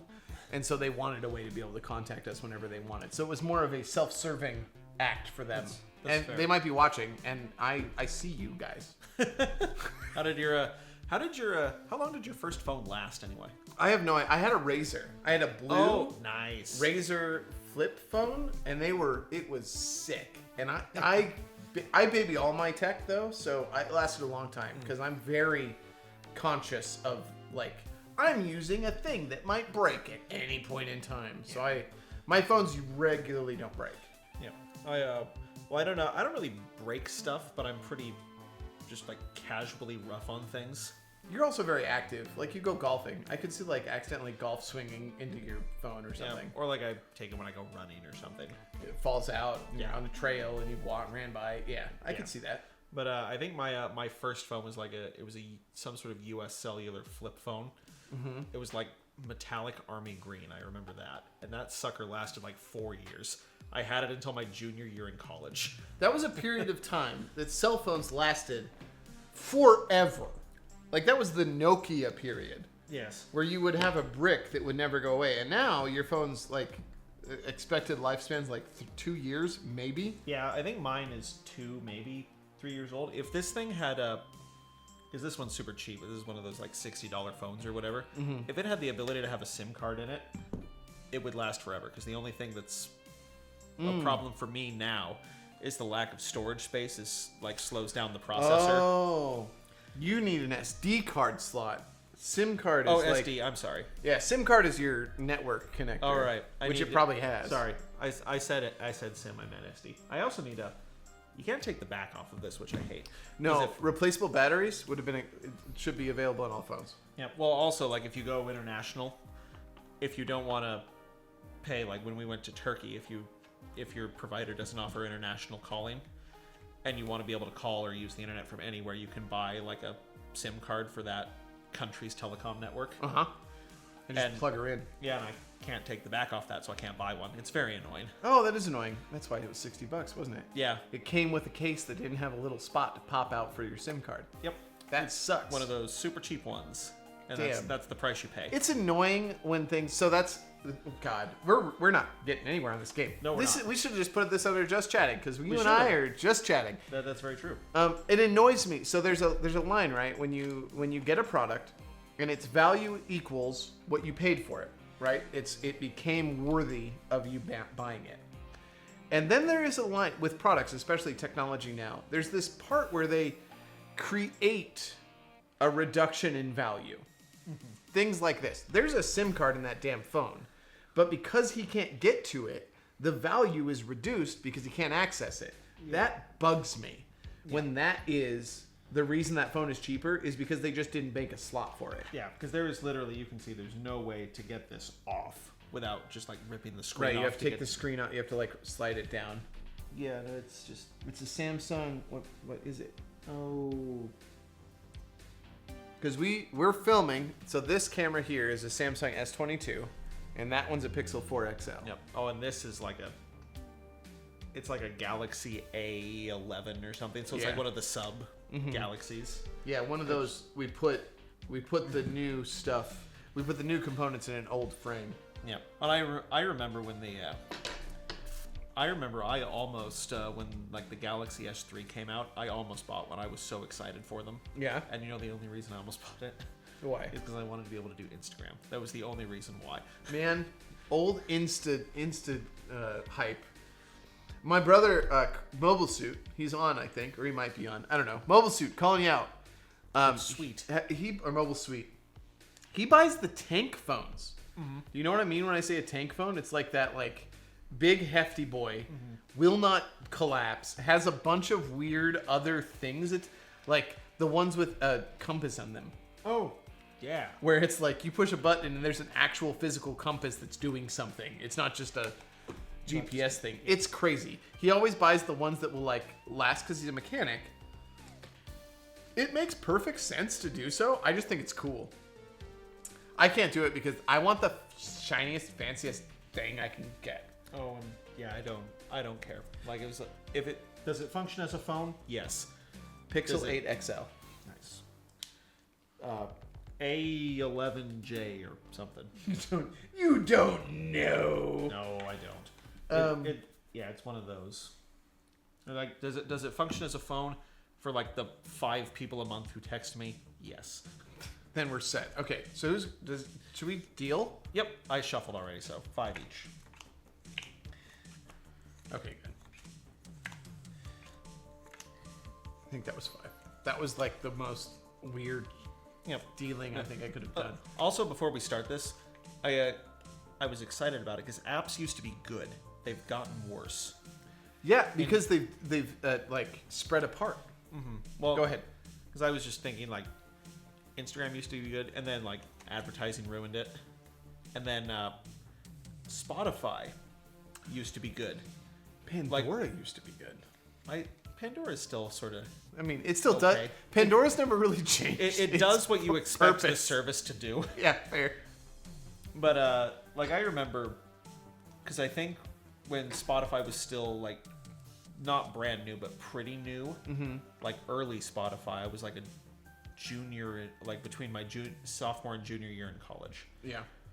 And it was so nice. You could build playlists. You could, like, if there was a specific song you wanted, you could find it, and you could just play save it. Yep. And that was, if you were into like Icelandic, like indie rock, like I was, that was the place for it.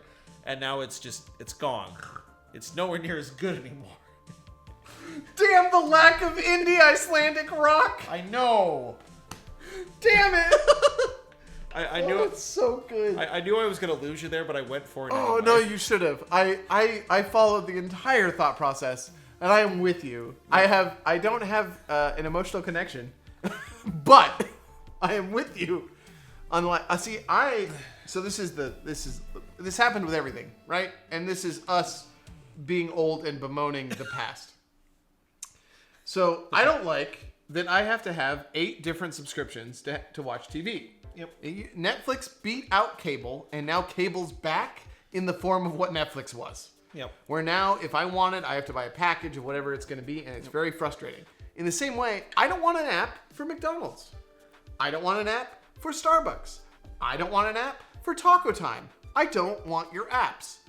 I won't do it. I won't. I know. It's astonishing to me because I know. Like if I use the app, it will save me money. We are the targets, Zachary, because we both know how much money we could save if we did it. Yeah, but I'm not gonna do it just to spite them. It's worth like the extra $3 a month they're gonna get from me. Hell yes. I was just Hank. I don't never remember his name. The explainer guy that's Hank. He's thin. He Hank just Green. had cancer. Is it Hank Green? I don't know. I don't know. He just had cancer. The only explains Hank, stuff. the only Hank I know is Hank Green. He's He on has a YouTube. Yeah, that's Hank Green. He explains a bunch of stuff. Yes. Science man. Like simplified, whatever. Yeah, I think that's it. Yeah. So he was explaining like how Five Guys is getting your money. Is how Five Guys is ripping you off. Oh dear. And one of the things he talks about is the idea that having two price points, one for the people that are price sensitive and one for the people that isn't, and you make the price sensitive people work for it, and the people that don't, you don't make them work for it. That's the idea of like the apps or coupons. Mm-hmm. He was just explaining this. I'm just repeating what he said. The coupons, you have a person that's price sensitive, so you have that price that you will sell it for whatever the coupon price is. Mm-hmm. But the price sensitive person has to go out, they have to get the coupon, they have to take it, and they have to do it for you to get that reduction. Yep. Whereas the person that doesn't care, that time is money to them, they pay more because they're not willing. They're the ones that aren't willing to do the extra work. I will say there is exactly one app for a company that I genuinely like, Okay. and I might catch some flack for it, and it's Safeway. You like the Safeway app? I know. No, I mean, I'm not giving you flack. We have a Safeway. It's the best grocery store in town. It has the most selection. It's not Walmart. Yep. That's what it's got going for it. And I mean, if you're gonna shop at Walmart, Safeway's meat is better anyway. Oh, totally. In LeGrand, I so- would never go to Walmart for meat or produce to Walmart instead of Safeway. Safeway is just, it seems fresher. I've never had a problem with it, whereas Walmart, I regularly have problems. Yeah, well, Walmart is like, I need tomatoes and a Blues Brothers DVD and some motor oil. Right. Walmart's like, I need a plethora of things. See, there was one point where someone was like, oh, I see you around town sometimes. And I said, oh, that's nice. I'm terrible about that, you know. Yeah. I don't wave at anybody. And they were like, oh, no, I saw you in Walmart and you looked really mad. And I said, yeah, because I was in Walmart. Like, if I have to exist in that place, I am not a happy camper. Now, well, it's like, and I know that this is just like missing the forest for the trees because it's Walmart, but I hate like needing to go in there for something, and the thing that is the version of the thing that you need is just like the chintziest, like worst version of that thing. It's the Walmart version of what you think. It's like Walmart is it's like a diminishment of every mom and pop shop that existed in LeGrand. I'm just like, I hate the fact that you drove out all of the small guys that, yes, I would have whinged about having to pay more for it, but at least it was the thing that I wanted. Right. I mean, that's like, it's weird that we have become a society, because I don't think this is just us. I think this is like the whole society. And maybe I'm wrong, you know.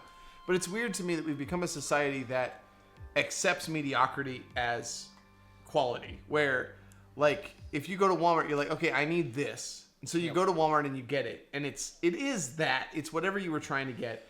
But it is the lowest common denominator of what that thing could be. Yeah. And then if you go to Amazon, you're running into the same issue because you can't tell what quality is on Amazon. No. Other than people's recommendations. And those people are putting star values based on what the cost of the good was. So if it's half the price of what the good version was, it'll still get 4 stars because it's a good version of it for that price. Yeah, well, and half the time it's drop shipped anyway, so it's just garbage. Right. Because I don't really like Amazon very much anymore. Like, I've never been a big, like, oh, let's shop on Amazon kind of guy, because I hate shopping anyway. But, like, it used to be, like, pretty much any time I bought something off of Amazon, it was just like, yeah, this is the thing that I'm getting. It's good quality. Mobile Suit said, or they're bots. Oh, that's true, yeah. Yeah, the like rating people. Oh yeah, it's funny when you go to those specifically, and it might be more than just Asian companies, but it seems like I noticed them more in Asian companies. Yes. Where they are bad English, and they are a company that has most of the description in like kanji, and it will just have like 1,000 reviews of 5 stars with no understandable explanation of why it was 5 stars. Yep. So yeah, totally bots is not a problem. Yeah, it's what happens when the Chinese mafia kidnaps a bunch of Indians by enticing them to a job in Cambodia, and like, oh yeah, you're gonna do crypto scamming, or you're gonna do bot reviews, and we're gonna break your legs if you try to leave.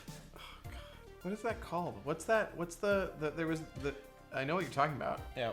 It's not pig butchering, but it's another else. type of scam for it. Yeah, they took that scam. It's just frustrating. It's because it's hard to get any quality products. Yeah. Like, if you want to go get golf stuff, you can go to either of the country clubs and get decent-ish golf things, but you'll pay a premium. Yes. If you want to get board games, you go to the board game store, you'll pay a premium, but you're going to get a selection. Yep. If you want rando stuff, well, I guess you go to Kitchens, you go to Bella's, Yep. and you can get kitchen stuff at a premium. But it's curated. So it's just weird that we've, as a society, we've went to this lowest common denominator of acceptable for what we're paying. Lol, it's not funny. You laughed out loud. Mobile Suite. Yep. That's a meme. It's not funny. It's just sad. It's sad that we've went that way. And it's sad that most people have to budget in that way. That like people that have to shop at Walmart for clothes, not because they like the clothes they're getting, not because they choose that. Yeah. Well, but because they can afford it. Yeah. I mean, it's not like you can really afford to go to go to Nordstrom or something where like everything is tailored to you and it will last forever. Sure. Yeah. That's that whole the times are hard. Yeah, that's oh god, I'm gonna find it. Keep talking. Oh gosh. Well, if you hadn't said that, I would have just prattled on about something. Like, who knows? Oh yeah, no, it's the Pratchett what it's like to be poor quote. Yeah, the boot quote. The boot quote. Yeah, you can't afford the $50 pair of boots, but you can afford the $10 pair. I'm gonna find it. Yeah, because it's like it. Terry Pratchett. I love Terry Pratchett. Discworld series. He's got a great quote that we are both recognizing, and I think you were getting there. You're on it. You were doing what I was gonna do if I didn't just read it. It's the paradox of being poor. Right. And Frank Grimes, who is the head of the captain of the guard of Ankh-Morpork, encapsulates this very well in a quote that I am waiting on my internet to decide it wants to read. Yeah, and that's now you've just made me think of how weird Ty is. Why? Because he's read some of the Discworld stuff, and it's just like, it's good, but I don't it's not good anymore because everything that came after it is so derivative of it. Oh, see, I don't think that about derivation, but that's fine. I agree with you about this. It's the tropes in it are just so they've been used so much now that he's like, oh yeah, I get it. It doesn't do anything for me as a reader. Yeah, it's so odd to do that. Like it catches. Oh wow, this is not the quote. So the whole idea is that if you earn $38 a month plus allowances, a really good pair of leather boots costs $50. But an affordable pair of leather boots, which were sort of okay for a season or two, and then leaked like hell when the cardboard gave out, cost about $10. Those were the kind of boots Vimes always bought, and wore until the soles were so thin that he could tell where he was in Ankh-Morpork on a foggy night by the feel of the cobblestones. But the thing was that good boots last for years and years. A man who could afford $50 had a pair of boots that would still be keeping his feet dry in 10 years' time, while a poor man who could only afford cheap boots would have spent $100 on boots in the same amount of time and would still have wet feet. Yeah. Well, because it's sad, because like in that hypothetical, you could, like if you could just afford the $50 the first time. Right. You would have had boots that last 10 years. Yeah. Well, and you would have budgeted in that time for them, and you wouldn't have to worry about it. Right. And then you would have boots that last 10 years, and you wouldn't have to. You wouldn't be in wet boots. Or you do what my old boss used to do, is he and his son both bought $300 boots that weren't really made for the work they were doing, but they were really good boots. And after like 2 years, they would just warranty them. So they bought exactly one pair of boots. That sounds shady as hell. I mean, sensible. That's the thing. So that's the other thing. We keep talking about these things. We keep chatting. You should put this under just chatting. If right? I should. If we're just going to chat. The thing that gets me about that concept is that our American society trains us to think in those kind of terms. Like, to me, that sounds shady because you've got a product. you've got a product, there's a warranty on it, you know you're using the product incorrectly, which should void the warranty, but they can't prove that, so you're okay. But in 2 years, your boots will go bad. So you turn them in and you get the warranty and you get free boots again. Well, you're not using that product in the way that it's supposed to be. Yep. But they cost so much that ability to sideline the way it should work is only afforded to those that can afford it. Yeah. So you're still controlling it. So like, yeah, they're $300 boots. You could do this.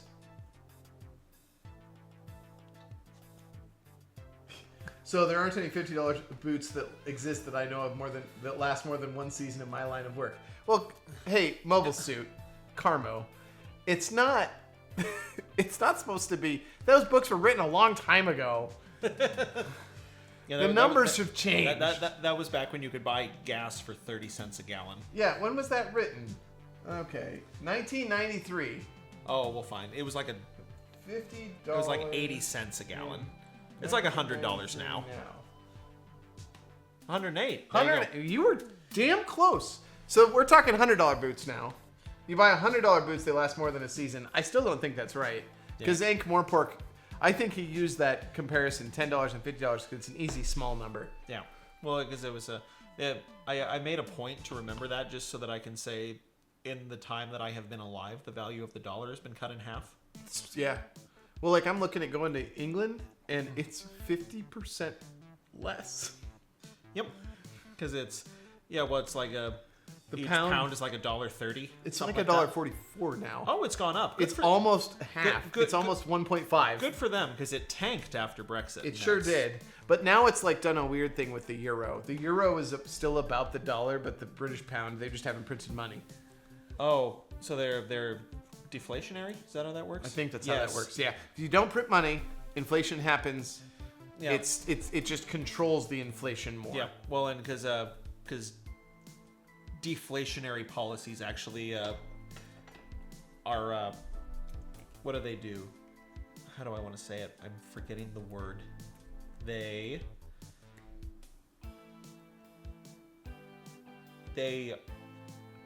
induce you not to spend money, because in an inflationary economy you should spend money, but in a deflationary economy you shouldn't spend money, because every dollar you spend is a dollar that you won't have tomorrow. Right. And things will objectively be cheaper tomorrow, so you should just hoard your money. You should just hang on to it. Yeah, it doesn't evoke spending. So Mobile Suit says, also one could argue that the warranty being what it is, it could actually draw more customers, so it makes it worth it for the company in the end. It does. The other thing is that the company is it's a gambling, right? The company is betting that the majority of purchasers will not do that. Yeah. That the number of people that are doing that are going to be far exceeded by the number of people that forget to do it. Yeah. And I bet even those guys, I mean, it would be interesting to see how many times have they forgot. Yeah, that's fair. Well, and that was like your line of work with gift cards. Like your whole thing with gift cards was that you would expect people would forget to redeem them. Oh yeah, the whole thing. We ran a store, and one of the things was we did gift cards. But the whole intention of a gift card is, yeah, you buy it $50 for somebody else. That other person is very unlikely to use a gift card. Gift cards are a scam. They're great, right? Like you get a gift card and you're a person that is actually money conscious and like poor. You'll use it because you need it. But anybody who has enough money and is living high and isn't money conscious, because there are plenty of those people that are money conscious, they'll forget to use them. Yep. And then that $50 is just in that account forever. And yes, those people that are going to say, okay, well, I got a $50 gift card and I gave it away, and then that person never used it, right? Mm-hmm. So they still have $50. It's not a waste of money. No, you're right. It's not. You could use that gift card up to a certain length of time. They all have an expiration date. But the bank that you've given that money to is making profits on that money via the stock market or just savings account, just accruing interest. Way more than you could. You're losing the money that you could be making in that case. And it's just why gift cards are such a weird thing. Yep. Unless you're like my line of work where we make them never expire. Oh, gift cards work great as a way to curb online scamming, though. They do. If you have a gift card, you can also do it. You can also do it with a credit card because your credit card purchases are protected. most credit card companies will protect your credit card purchases, and you can cancel a credit card real quick. That's why you buy basically everything, or you're incentivized to buy basically everything on credit. Sure. Because if it's a bank's money, they're gonna get it back. If Right. it's your money, you're kind of screwed. Well, it's the same idea as like why Amazon wants you to buy their credit card, why Bells wants you to buy their credit card, why everyone wants you to buy their credit card, is they know that money is coming out of their account, sure, but they can get you for interest. Yep. It's like, it's the opposite of regular interest. It's just Yeah, well, because mine, bad. like if we want to talk interest, because I have very good credit, So do I. and my interest on like my Amazon card is absurd. Like it took me like there was a time where I lived on credit for a while. I didn't max it out, but I got it kind of high. Yeah. It took me forever to pay it off because it's like 20-something% interest. Oh yeah, once it gets big enough that because they're not locked interest rates, so every They're time interest gets variable. added to it, it's variable. So that interest then makes more money or costs you more. Yeah. Yeah, that's why credit cards. That's why credit cards and like Amazon cards. Yeah, Carmen says sure makes sense. That's why credit cards and Amazon cards are such a dangerous thing to get into, because like at the store, I've told you this, and I've told some of you that are watching probably this. There's only 5 people. One of you has heard this from me. I had a customer come in and was telling me about how he got free money. And I said, oh, that's really cool. Where'd you get it from? He said, oh, I just got another credit card. And I said, well, that's not free money. He said, yeah, it is. I just buy stuff on it and I never have to pay it. And I was like, what do you mean? And he said, well, if I just pay the interest, I never pay for what the card was, like what I spent. And now clearly this person really needed somebody with a financial mindset to assist them. Not my place. I'm behind the counter. Yep. I don't have time to deal with this. But that mentality is not unique to this person. That like, oh, a credit card is suddenly free money for me. No, it's not. That credit card, as soon as you spend it, that interest costs you. Yep. You are saying future Liberty or Zachary has to pay more for this product. Yep. And I think credit cards are so dangerous because they, like when you go out and you have a $100 bill in your pocket and you say, I'm going to buy whatever we're going to buy, a bottle of wine. Yeah. I'm going to buy a bottle of wine. I know that bottle of wine is $50. I'm going to get $50 back. I'll have $50 left. To me, that bottle of wine was $50. Yep. But if that bottle of wine is $50 with 10% interest, then future Liberty or Zachary is going to pay $55. Yep. And if the future Liberty didn't pay off the interest on that initial process, future Liberty or Zachary is going to pay $60. Yep. And it'll keep jumping by $5, but it'll be compounding, so it'll actually be more than $5 each time. Well, because it would be, if you didn't pay it the first time, it'd be $55. Then it would be $60.50. Yep. Then and it just keep notching up, and that's how I mean, credit in America is one of, and I don't know, it's probably a worldwide issue, but in America it's definitely an issue that most people exist in their day-to-day lives because of credit cards and because of student loans, because of debt. Yep. And civilizations that are built on debt are destined to be split by class. Yep. Because the people that never have to go in debt choose to go in debt to benefit themselves, Yep. and people that have to go in debt and it's to the detriment. Well, and part of that too, because human societies, as long as we've had societies, have always existed on some form of credit. We want to owe other people things. The barter system, the like favor system, is just intrinsic in our sense of because because this is even true of like when my grandparents were kids. Sorry, Carmen. Tell future Liberty to tell past Carmen these things. I know. Hey, I'm not any better than this. No, Carmen did a great thing and bought a house in like 2008. There you go. Like post bubble or pre? Post bubble. Oh, good. Yeah. No, that's. So Carmen has a house with equity that's worth like twice as much, I'm pretty sure. So you did good, man. I don't know why you're complaining to me. You got equity in an asset value. I have no value, dude. I know things about money. I got no value. No. The only reason I'll have any is because at some point I'm probably going to inherit, and that's it. Folks, again, I hope my parents aren't watching. They've told me they're going to spend all of our money. By the way, Mobile Suit, we don't get shit. That's funny.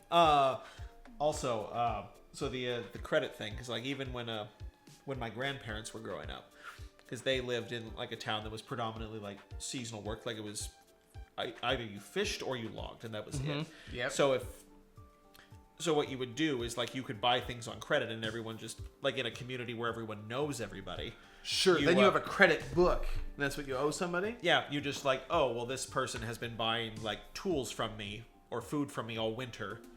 And once they can fish again, like when you make your money, you just pay it off. Yeah, they owe $500 worth of goods. So, so it's just like pure, like credit debit kind of debt. Yeah, but I bet they didn't pay interest. They didn't. Which is like the things now, like this almost makes me wish that we lived in like a more medieval world, in a sense, because like the things that credit card companies charge now, like the people who ran them, if we were in like the medieval European world, would be condemned for usury, and they would have to either not be usurious anymore or they would be excommunicated. Hello, comrades. She took a nap and now she's waking up to comrades. She's waking up to us breaking down the capitalist economy. Oh yes. Well, and that's exactly where I run into that. The biggest issue for me is that we have multiple systems in our economy that are based. In medieval times, you don't pay, you die, says Mobile Suit, which is true. You only lent or borrowed on your life. Like now, we have a lot of support systems that help bankruptcy, things like that. Yeah. But for me, the thing is that we run our entire civilization, or not world, but America. I can't speak to the world. America happens to have this problem. We have very many sectors of our economy that rely on taking advantage of people based on how much money they make. Credit cards and credit in general. People that don't make money have more credit card debt than people that make money. Yep. And it's because they have to do it to survive. And don't forget payday loans too. Right. Oh my God. Payday loans should not be legal. No, they shouldn't. You should not be able to take a loan out on your payday. If your employer won't give you a draw on your paycheck, do not take a loan. It's going to be predatory. Yep. It might fit all the laws, but just because it fits laws does not mean something isn't predatory. So we have loans, we have credit, we have these systems that are set up. We have student loan in college requirements that you have to go to college, you have to go in debt. The majority of people that come out, at least they chop the bastards. Yeah, what is that? The rub was feudal lords. Oh, yeah. Well, at least in the now I'm going to sound like I'm defending the medieval world. I'm not. At least in feudalism we had job security. Well, sure, that was good. You were a serf. You had work. Yes, but I do appreciate that everything was so clearly delineated. There is a level of knowing where you belong that I think does have value. Yeah. Well, and it was just one of those like, oh well, why don't we just get rid of the lords? What do we need the lords for? Oh, because when we go to war, the lords can actually afford the armor and they fight to protect us. Right. The lords are the ones that have the money. So we give them part of the food that we grow. Totally get it. Because like medieval society, again, this is a world largely without money. Mm-hmm. We don't really deal in coins very much. Right. That like the step of currency, creating a currency. Yep. Creates a lot of this. Like interest, you can't have interest without a currency. Yep. Because you can't have a fraction of nothing.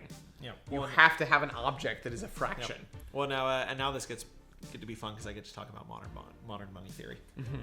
Because like the reason that this is a pop quiz. I'm going to ask Mobile Suite, why do we have currency? Like, why does the government issue a currency? So specifically to Mobile Suite. Yes, because I know that Rabbits has heard this before.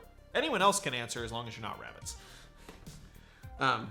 So while we wait for that answer, yeah, the line of argument I was on was we have credit, we have medical debt, we have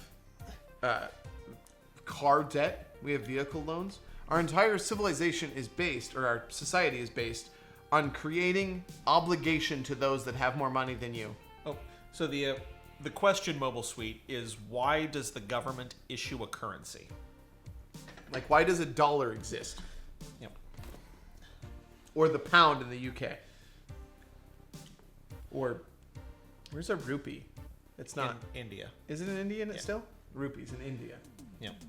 And then, and Russia still uses rubles, don't they? I think yes, it's they rubles. Greece doesn't use them anymore, but drachma, great name for currency. Do. Yep.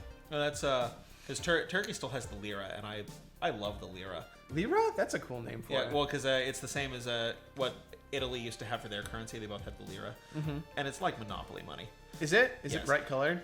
Yes. Well, I mean, euros are pretty brightly colored too. yeah. When I Pretty much everywhere but the United States has really cool money. yeah, well, our money's sort of cool. The one thing, like the $10 bill is cool.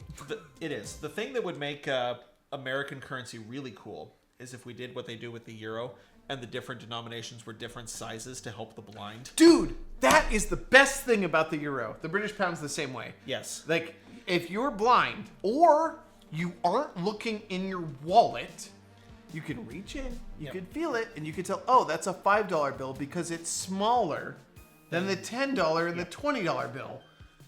Okay, so Mobile Suite didn't have an answer. So you're going to have to give the answer, and Rabbits in the Meadow take another nap. Okay. So the that's so mean. For what? You're just being mean to me. No, Rabbits needs to be well rested, and they've heard it. You I- said so yourself. I wasn't being mean to you. Fine. The longer we belabored this point, the longer their nap could have been. You know, that's fair. So the according to modern money theory, Mobile Suite, the reason that governments issue money and is so that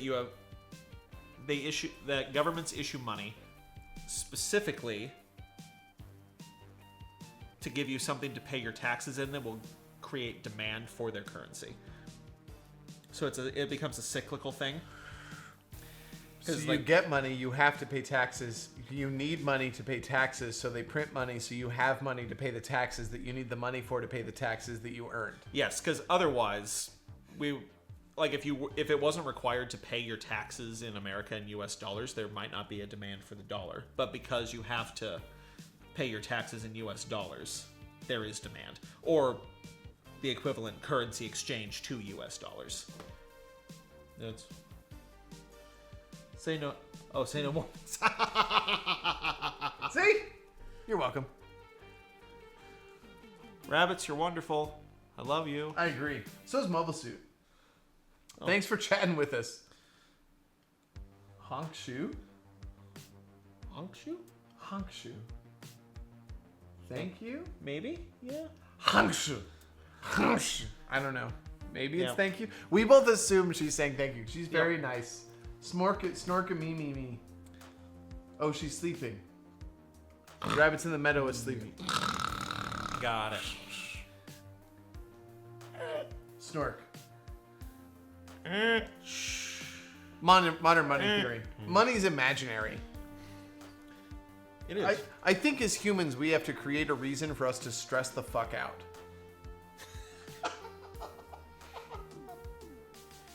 This is my hot take.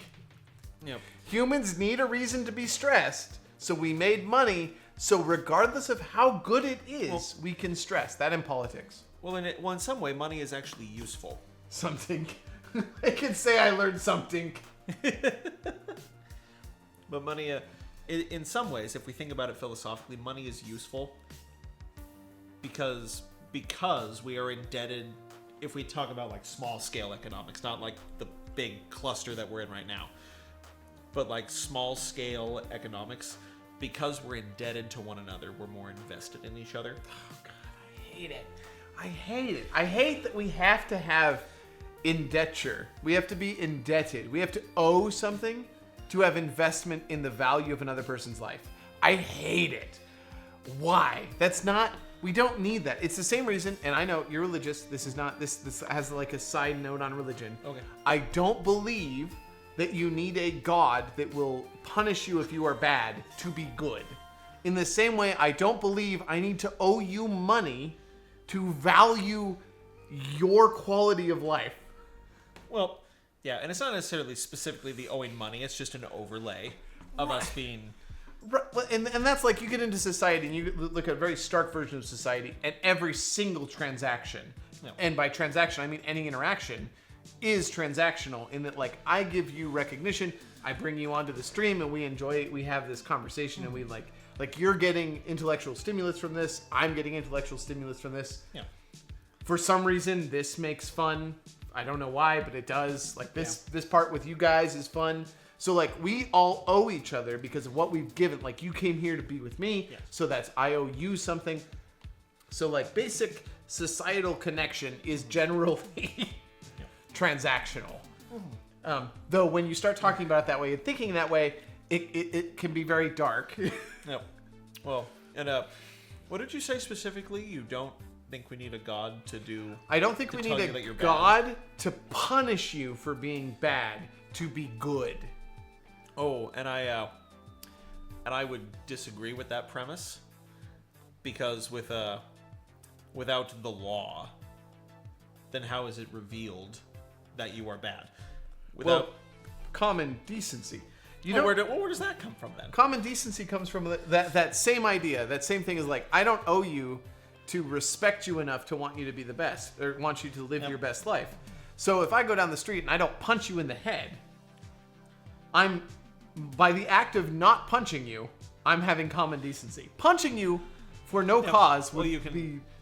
Like, I can have a conscience without a god to tell me that there is a law. I can have a conscience that is an interaction in society between us that is not dictated by a higher authority. Well, and because I could say then that part of that is motivated by... So, yes. Mobile Seed says money isn't real, it's made up, which is true. Yep. And then money is brought up in the Bible, I believe, and I'm pretty sure it's not in a good light. Well, it is not if you have an abundance of it.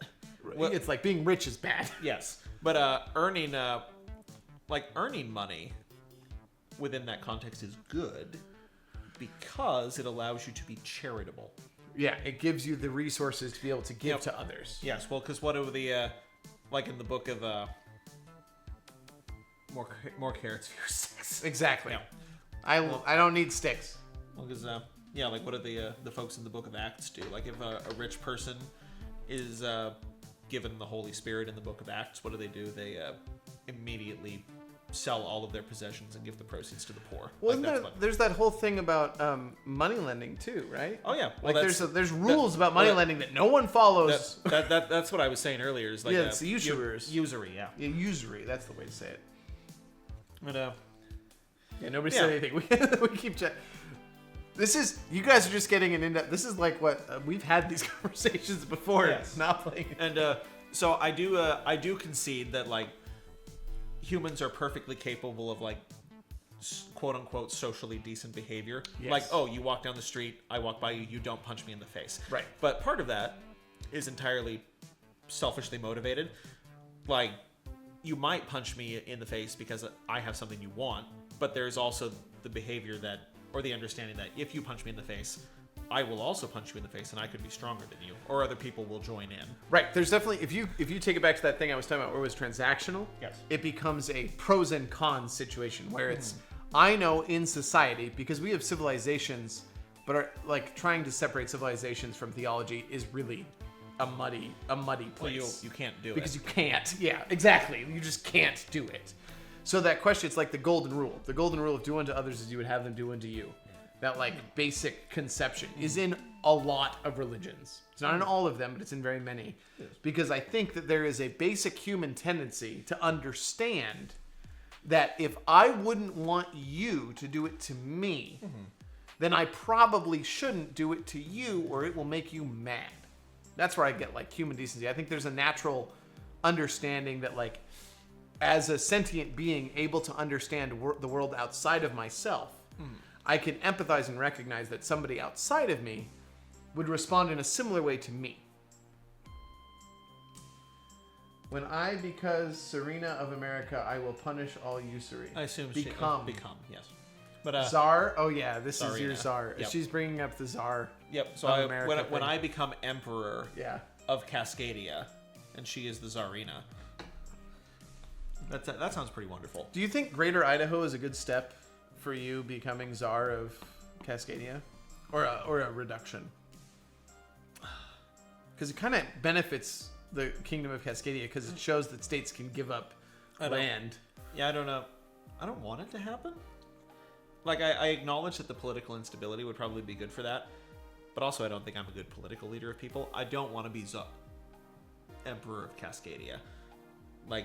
No, but we should make it happen. As much as I say that, like, make me Emperor of Cascadia, I don't want to do it. There, she said become. Yeah. Yeah, it just seems odd. Yeah. I don't know. I don't like it. Even if it would make Cascadia happen, I don't want Greater Idaho to happen. Because you were... I'm speaking to you, conservative people, because you tend to be religiously minded. You are specifically required to submit to governing authorities.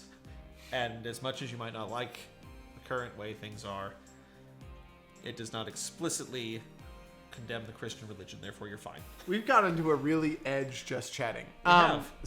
And that's okay, because Zach and I are just chatting, and you guys happen to be here, and I always love talking to Carmen and Arlie, and they're the ones that are chatting with us, so that's what you get. And Naughty Night is getting a really in-depth look into one of her professors that she's now no longer a student of. So hey, and his odd friend. Well, I don't think you're that odd. You're definitely odd though. Oh yeah, that's okay. He could campaign on hating them. Campaign. Yeah, campaign on hating them. I was gonna say that I think the Greater Idaho movement is like is just a misunderstanding of the basic ways to create change. We have states because each state is the idea, right? Was that each state would be independently organized and ran because each state would have its own unique requirements and necessities based on who lived there. That was part of the United States of America. If the people that you disagree with are in the majority in a democracy, you have to accept as a democratic member that they will get to make decisions. If you want to become in a democratic region that agrees with your mentality, there's a very simple solution.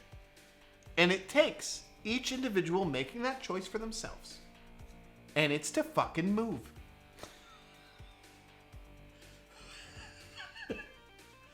Although nobody has a gun to your head and says you have to live in Oregon. You like Oregon. You like the way that it was organized. You like the tax benefits that you've got here. You like the property costs that it costs when you bought your place. You moved to Oregon because you liked the legislation here when you moved here. Yeah, it's changed because life happens. Yep. You've got the money. Sell your property to some hippie from California that wants to live in Oregon and move to Idaho where you will live and everybody will like what you think. Well, no, we can't sell it to California, though.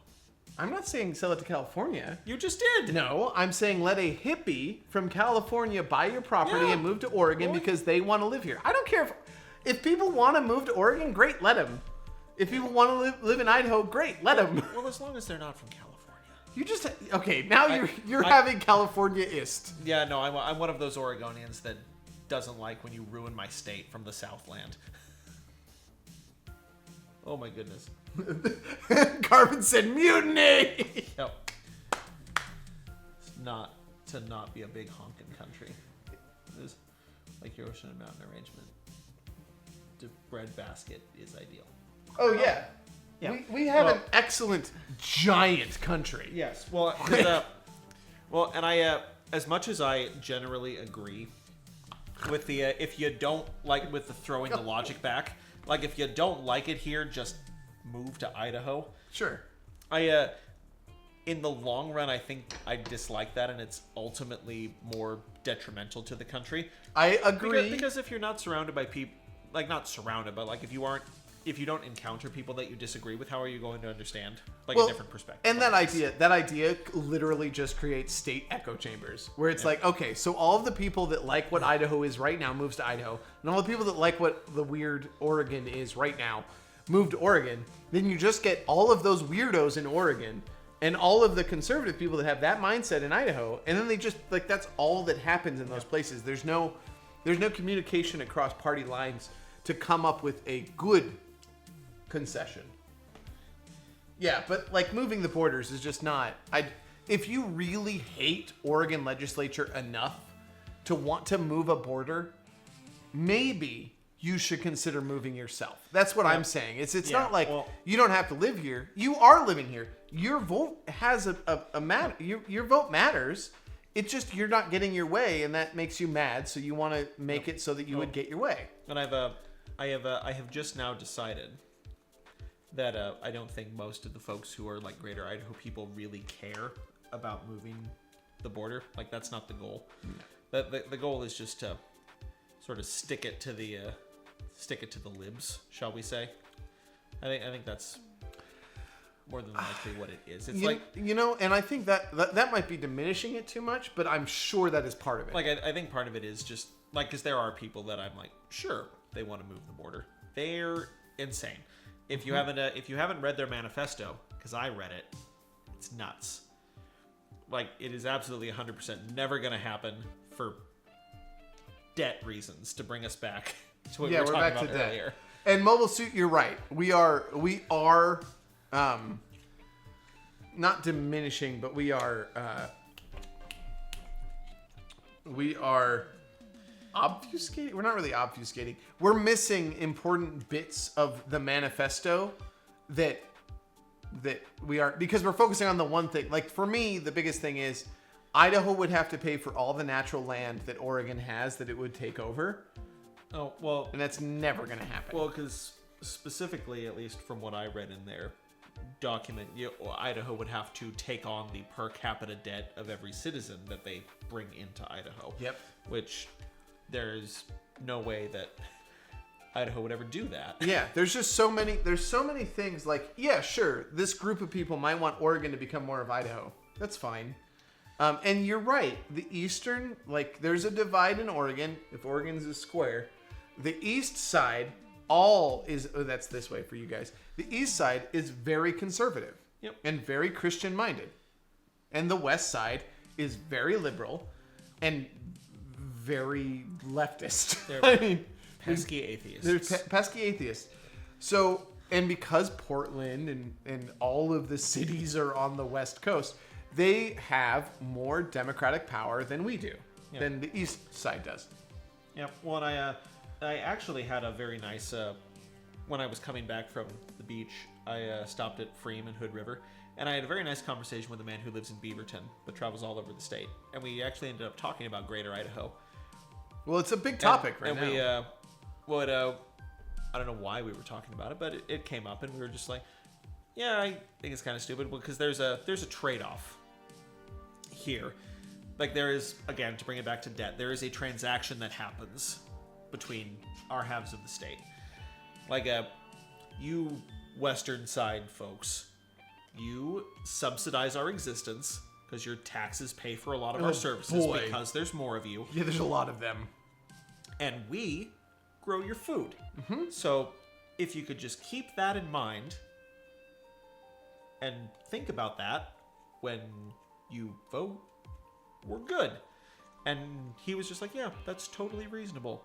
I think we're on the same team here. And I'm like, dang Skippy, we are. Well, there's something about, oh my god, this is totally just chatting. Everybody's here. We've turned into just chatting. We should just accept it because we're like an hour and a half from being able to not have to quit anyway. I think there's something that people generally miss out on, and it's that idea that like, okay, so you self-identify as something. Like, I'm a liberal. Sorry, everybody, I'm a liberal. I have guns. I can go get them and show you. I don't want to because that seems weird, but I have guns. Well, that's fine. You can be a liberal. Right. Because liberals are just centrists. Yeah, so I'm like left-leaning centrist. But I tend to vote with the west side of the country. The state. State. west side of the state, which is also, oh yeah, no, the two sides. What I think people miss is that there is a tendency for rural communities to be conservative where urban communities are not. And it happens partially because of where you live. Like if you're in a rural community, things like guns in Oregon is a very prevalent thought for a lot of people in rural Oregon because they regularly interact with them. Yep. They have the opportunity to regularly interact. Whereas on the west side, they don't have the same opportunities. They have more opportunities to see gun violence in its negative form than the rural communities have to see it used as a tool. And I should say we're probably mostly talking about the Willamette Valley because like I grew up in Clatsop County, and a lot of Clatsop County is very much like here. Well, and I think Clatsop County turns into rural, doesn't it? Oh yeah, doesn't that still fall rural? Yeah, it's like you've got Portland in the middle, like the middle west. It's just huge. Really, in Clatsop County, you have like Astoria and maybe Seaside, and then the rest of it is pretty red. Yeah. So, I mean, like, Oregon's weird because it's got such a disparity in like, so different. But Oregon's also, like, when you're in Portland feels different than the rest of the state. Yes, it does. Portland is an urban community. It is urban from Gresham. Like, it's urban. The whole chunk of it is urban. Yep. Yeah. And then you go down to, like, Ashland. And Ashland is nice. And it's a city. It's a big town. But it's a very different feel. And so Oregon's got this weird thing where, like, you've got Portland in the middle that's very left, and then you've got everyone else that's very conservative. And we've got to find a way to talk about it. And Oregon's had all of these issues, like the ballot measure that changed. So it's about more than that. Rural is more conservative because we need to pray for the weather to not kill us. Versus the adversity in the city is people generated. Can't pray that away. Right. Like... When you're in the city, you have so many... I kind of like this. I like this take, Rabbits, because it's like, when you're in the city, you have all of these people-generated issues. The only way to do it is social change, right? Yep. You have to make legislation that deals with those issues. Whereas we are like, guys, we got to wake up in the morning, and we got to plant the damn corn, or we got to take the cows out. Yep. You are getting in the way by making these legislations that keep us from being able to do that. And I think that's where conservative starts getting annoyed is... What is with all of this stuff that doesn't do anything? And it doesn't do anything because it doesn't do anything to them. Yeah. Well, and it's like, if we can think about Washington for a minute, because my family are coastal people. So and my great grandfather and my great grandfather had the commercial rights to run all of the fish traps. Like in like the southern Washington part of the world, like Chinook to Ilwaco and all the fish traps there. All the fish traps? Yeah, they ran that. That was a lot of things to run. It was, yeah. But and so what that meant was a fish trap, for those of you who don't know, is basically just like a tube net. Sensible to explain. Has piles that are driven into the riverbed, and they just set nets along them. And the nets are big enough so that if like a fish is under a certain size, it doesn't get caught. It just swims out, but it catches the really big fish, which is great if you're a fisherman because you want big fish because that means more price per pound, so you get more money. And it's sustainable because the smaller ones escape. But a piece of legislation came up, I think it was in like the 50s, to outlaw fish trapping. And like people on the eastern side of the state that didn't get it were just like, oh, how horrible, they're trapping fish. And that kind of thing.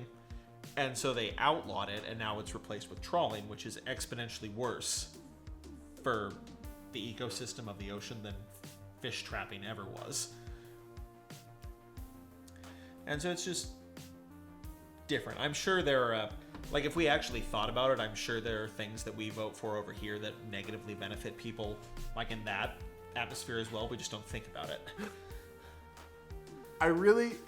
I wish, Zachary, I had paid enough attention to what you just said to understand it. But instead, I read that comment, and my brain turned Zachary into a banished fish trap prince. Like his crown was a fish trap.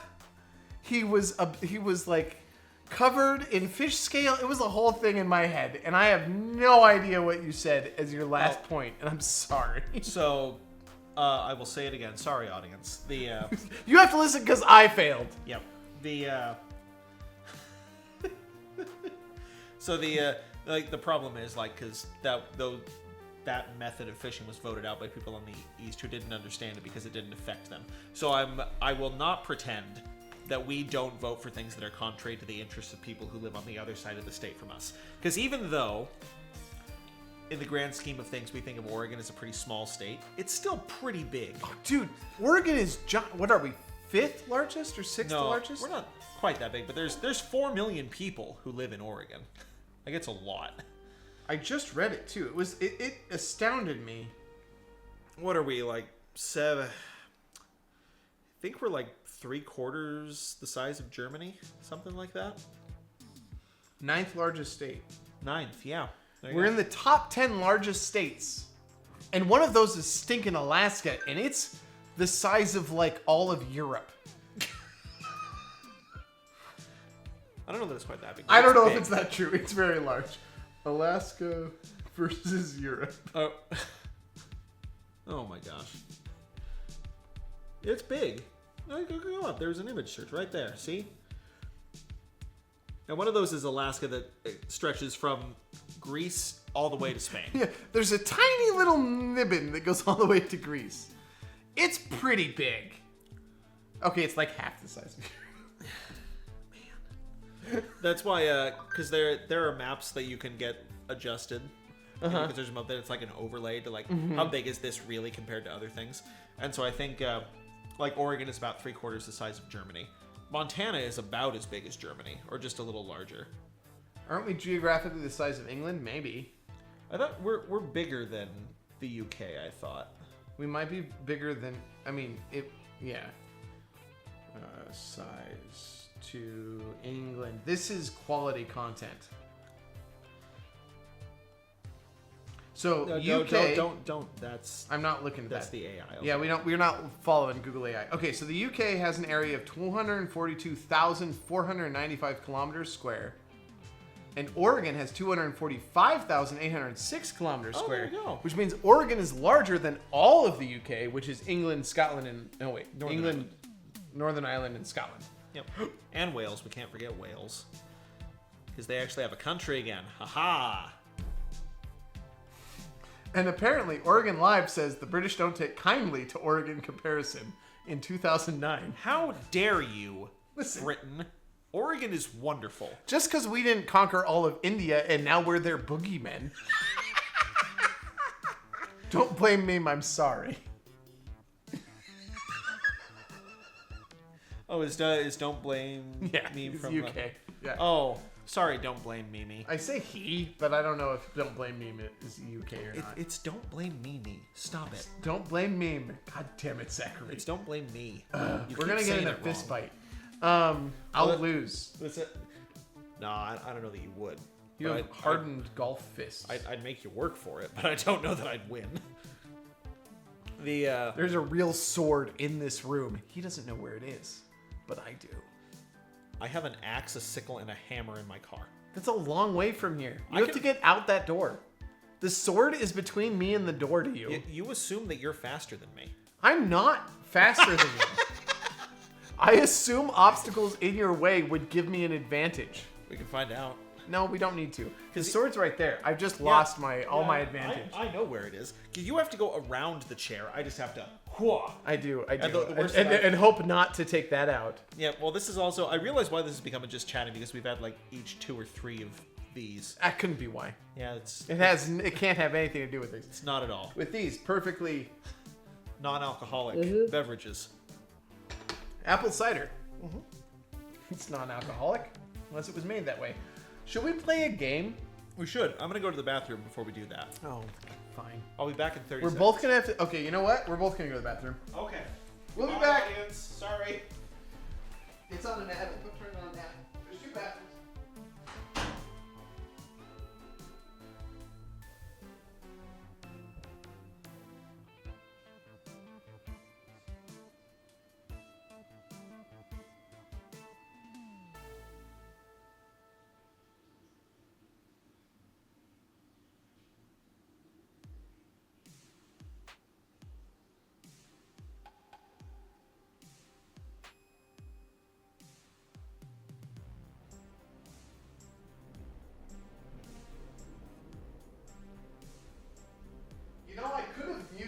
mics so they couldn't hear us go to the bathroom.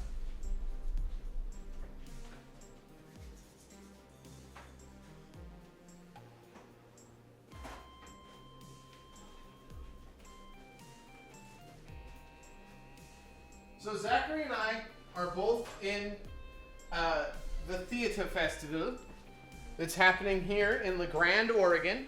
And anybody who hasn't seen, there is now a fight. Arlie wants us to fight. Ow! Oh, that would have been a bad punch anyway. That would have broken my hand. Yeah, that wouldn't have been good for you. Yeah, that would have been the... that was not with the boxer's knuckles, so it would have... That particular shoulder is rock hard. Oh, is it? Yeah. Didn't you feel when you punch it? No. Don't try again. Okay. Look. You had an option. There was a choice there you made. Yep. It would have made me feel cooler. I went for the funny option. Rude. No. We went to separate bathrooms. No. We can aim. There is none of this, rabbits. There is only this. I'm uncomfortable. Okay. Is that... Oh boy. We might have run off the rails today. We might have done, yes. Okay. All right. We're here talking to Rabbits in Mobile Suit. Mobile Suit hasn't responded in a while. Maybe he had to actually work. Maybe. All right. Well, let's play a game, shall we? Okay. So we changed characters. So who are you? Let's go through your house. Oh, I don't have a house. You must. There must be a name. So I'm a circus family. Ah, the Dark. Yeah. Yep. So we'll start with Darius Dark, the sinister ringmaster. The carnival is in Dark's blood, and there is quite a lot of blood in this carnival. Let's see. After that, we have Alessandra DeVille, the illustrated lady. Sadly, Alessandra's modesty prevents her from sharing her remarkable tattoos with the world. Well, that's not a very good sideshow character. Yep. Is the mic back on? Did you turn it off? I never turned it off. Oh, okay, good. Nope. And Rabbits said they didn't hear anything. Well, splendid.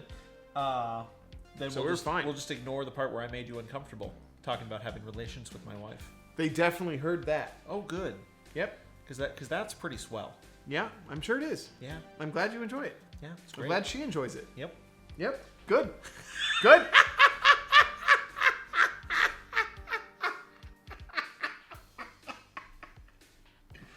Oh. Hi, Truth Eternal. Oh. Man. Hi. Hello. Now I'm embarrassed. I thought we were just talking to you and... Wait, Rabbits. what? There have been people here. Oh, really? This is a live stream. Anybody. Zachary, anyone. They click on Twitch and it's like, oh, board games? That sounds interesting. Well, to be fair, that wasn't my fault. It hasn't been board games for the past hour and 40 minutes. It has been board games. I've not changed anything. Well, yes, but we haven't been playing. There board has games. been a board game here. Masquerading is what our stream was about the whole time. Oh, gosh. Well, hi, Truth Eternal. Welcome to Board Boss, or also known as the Liberty and Zachary Talk And for Rabbits in the 3 Meadow hours. said ew to you. She said ew to us? Is Cascade here? I don't think Cascade is here. Oh, I thought I just heard like a laugh, but it sounded like a... No, that's that stupid dog next door I that see. that barks like an old man laughing. Well, anyway, so this is Board Boss, which was derailed for a while and became the Liberty and Zachary Talk About Many Things. About currency and politics and Greater Idaho. Yep. And Sorry, everyone. we forayed into religion. Don't forget that. We did. You insulted my my faith tradition. What are you talking about? How did I insult it? You questioned the need for a supreme being. It's not insulting. Yes, it is. It's not. No, it's fine. This is like good friendship. One of those because, things. Because we're good friends, I forgive you. Thank That you. that shoulder is so firm. Oh, now you say Yeah. so. Now you say so. Now I thought about it. Now, you what was see. one of the oh god, I'm trying to remember who had the quote. One of my friends, Paul. Paul has talked about this quote about good friendship can exist in conflict, like that idea that you can have conflicting ideas, and in the same way, rabbits in the meadow defended their ew with a heart. Oh, good. So they said ew and then said to. Oh, it was only to the hand motion. Yeah. Oh. Yeah, okay, yeah. fair. No, I get that. That was gross, but fair. It made me uncomfortable. Okay. You were the one who started it. You started with this. I was doing what their gesture was. Oh, now is that what? Where? Right there. Is that what that is? Well, if that was up here, it would have been aimed the same way. Oh, that's gross, rabbits. Why would you do that? I think I was like, did you go to the same bathroom? Yep. No, we're not. Yep. There was no docking in any bathroom. It's insulting to suggest we don't need sticks. What? Oh, it's insulting to suggest instead of carrots. Oh! By saying we don't need sticks, it's insulting to the carrots. Thank heavens you're here. Somehow you became the interpreter so I understand what my wife is saying. I'm here for your wife. That's what I'm here for.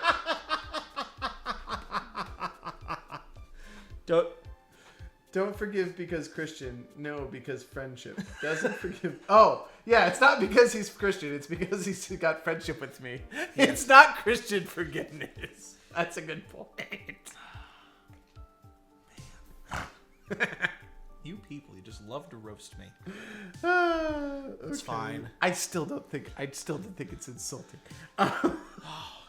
But if you feel insulted, No, your emotions are valid. I don't. And I want to make sure that you feel supported in this time of hardship. I don't. Okay, good. And- Well, then I and take all that back. And even if I did, it's okay. Because I rejoice in my suffering, because that produces character, which produces... it's endurance, which produces character, which produces hope. So there we go. There you go. Okay. Is the hope the resurrection part? No, the hope is the faith in the Christ who did everything. Oh, yeah. Okay. All right. Yeah, Makes sense. he did all the work. I'm just here. Sorry, Baptists. Yeah. I was... The fingers together is the anime thingy. No! Like an anime character asking a question but being cutesy. Oh. It's not penises, Zachary! You started it! I don't even want to hear it from you. I don't want to hear it so much that I'm going to continue reading my family. We're going to start with Mr. Giggles. Oh, good! He's a creepy clown. And Mr. Giggles always has a smile for the children. It's important. It's good. You have to smile at the children. Hopefully Truth Eternal is still here. We didn't just scare them That away. lets them know. Yeah. Hi, Truth Eternal. Have Hopefully- they chatted before? It didn't say first chat. Truth Eternal, when have you chatted before? No, I expect hopefully they're still here. There's so many names now. I forget which names are which. There is. It's one of those. One of my intentions is to get the Discord running so that like people can talk on Discord. Ah, gotcha. So we could Yeah, know who. you need to do that, Mr. Stream Runner Man. Dude. I regularly stay awake and I need to do this stuff. And then I think about what I have to do. And there's a lot. There's just a lot of things. I have to do the website. Streamers are amazing. Anybody who's watching that doesn't follow a bunch of other streamers, you're amazing. If you're a streamer, you're fucking rad. It's crazy how much work this is. Man, my wife is making fun of me again. Freak over here enjoying suffering. I think that was me enjoying suffering. Oh. I enjoy suffering. Well, I mean, I do too. I quoted the Bible about it. Oh, that's true. The Bible is enjoying suffering. Yes, it is. You kind of have to. Our Christian life is suffering, and it's pretty great. It's pretty awesome. Yeah, life sucks, but you get to go to heaven, so it's okay. It's a great surf mentality. Yep. Now that could have been insulting. I'm gonna get eaten by a great white, but I can shred the gnar until then. I'm gonna shred that gnar. I don't know what this is from. It's from, Oh. like, I'm just saying surfy sounding things. I don't know. My, Shredding a gnar sounds rad. Yep. It's a drug thing. So this is funny. When I went to the beach, I found out that at my mother's house, they've been signed into my YouTube since I was there for Christmas. Oh, good. Which is why things occasionally show up that are very weird. I'm like, I didn't watch this. Why is this here? Because my mother has been watching things, and her boyfriend has decided to seed my YouTube with surf highlights and Destiny videos. And I'm like, I care about neither of these things. Like your mother's boyfriend. I would go out, and I'm gonna make this strong stance. He's a very sweet man. He's a surfer bro Destiny player. Yeah, no, he surfs and he plays Destiny, and he works for a beverage company. Boy, I mean, at least he's... Yeah, no, objectively, he's awesome. Ed, if you ever see this, you're awesome. Yeah, you didn't... But stay off my YouTube.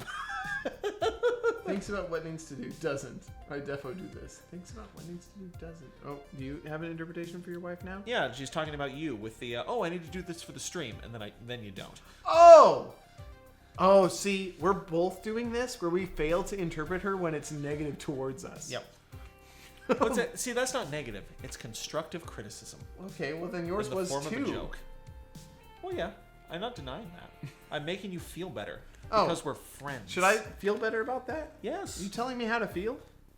Yes. All right, accepted. I feel better. Good. Okay, read your people. All right, I have one more Oh no, I have two more. Yeah. I have next after Mr. Giggles, we have Samson O'Toole, the bearded man. This is a hell of a carnival. Yep. While bearded ladies are always popular, few people seem interested in Samson's remarkable deformity. It's because he can't grow a mustache. That's it. Does he just have the beard? Yeah. He really does. No, he's It's kind of like mine. He's like an Amishman over there. Well, that's not because they can't grow them. They're encouraged not to. Man, if I thought I looked at all decent without this piddly ass mustache, I would cut the mustache off. It's a nice mustache. What are you talking about? Well, you just gotta lean into it, like go full Salvador Dali and just like super thin waxed. It would have to be. I'd have to like grow this stuff out so that it goes all the way to the side. That's the hardest part. Getting this stuff to be long enough to go out here. Yep, we're getting distracted again. I'm gonna read my last person. We have Thumbelisa, the diminutive diva. Excellent. Darius Dark would have been wiser to promote Thumbelisa's minute size instead of her mediocre operatic talents. So she's just the fat lady who sings in the opera, but she's short. Did someone say something mean? No, Rabbits in the Meadow is just being funny at us. Peak male behavior. That was too. Misinterpreting it whenever it was mean to us. Which is true. That's very funny. Not getting concrete. I don't know what that is. Neither do I. Constitution critical? Concreted? Yeah, our concert. We've already been concreted. Rabbits were dumb. Can you please explain? Is this mean to both of us? Is that why neither of us understands it? Oh, the mustache looks good. Oh, thanks. I don't know that that's what. That's not about concrete. Oh, constructive criticism. That's what it is. Not getting constructive criticism. Oh yeah, that is mean to both of us. So we both didn't get it. Yeah, we figured it out. Wow. High five. Way to prove the statement. In the statement, I've drawn it 5 times. It's a good stash. Oh, thanks. You have drawn it. It's over there. Yeah, you just need got it to make it perfect. We could have moved this. You know what would make this easier for both of us? Gosh. Oh well, I guess that works. So now I'm not looking over there all the time. Yeah. It doesn't get power, but you know it'll be fine. It'll be fine. So all we need for that is we just like this part right here, just trim that. What do you mean? Well, because the reason it looks not great is so for the audience you have kind of a whoop. Oh yeah, I do. So you say trim this part? No, just like the edge part. Oh, this like little whoop, the like higher hook part. Yeah. This part. Yeah, either that or you cut it off there, and then you have almost like a Kaiser Wilhelm kind of. Oh, deal. so that there's nothing here. Correct. It's just like a. Yeah, because this always grows better than this does. Like an inverted horseshoe mustache. Right. You know? But then it'd be weird not being connected. I like the connection. Yep. I mean, don't get me wrong. I like it too. But anyway, that was my family.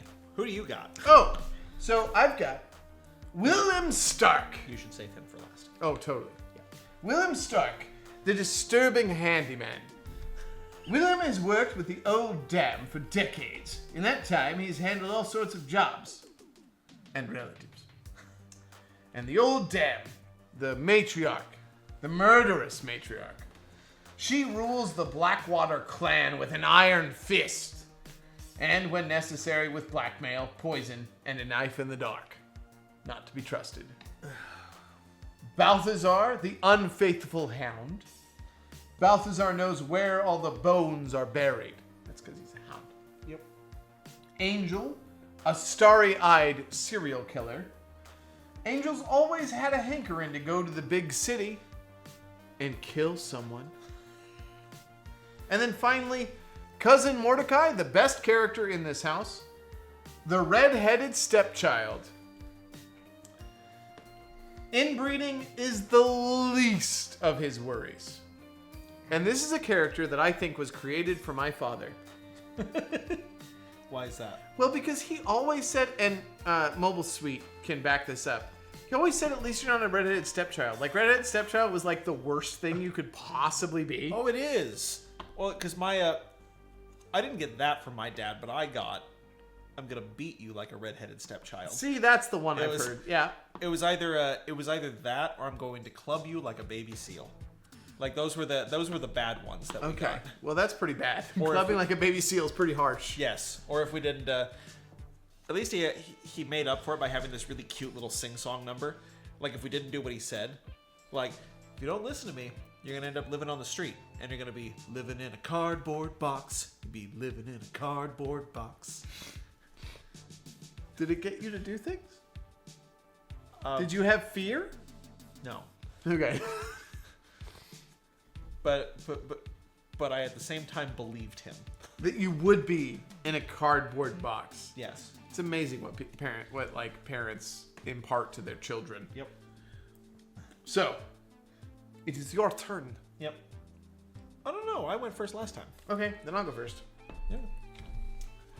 Who to do this to? Well, it's not been very long since the circus has been in town, but I have got to tell you, I am impressed with Mr. Giggles. His concentration, his manly physique, it won over the heart of one of the townsfolk. He's literally a skeleton in a clown costume. And he, as we all know, is one of the most thin, robust men in the village. And so it's no surprise that one of the most homely ladies in town, Abigail, has taken Mr. Giggles' hands in marriage. And they were married magnificently. Oh my goodness. Your draw limit is increased by 1 card. Oh, thank you.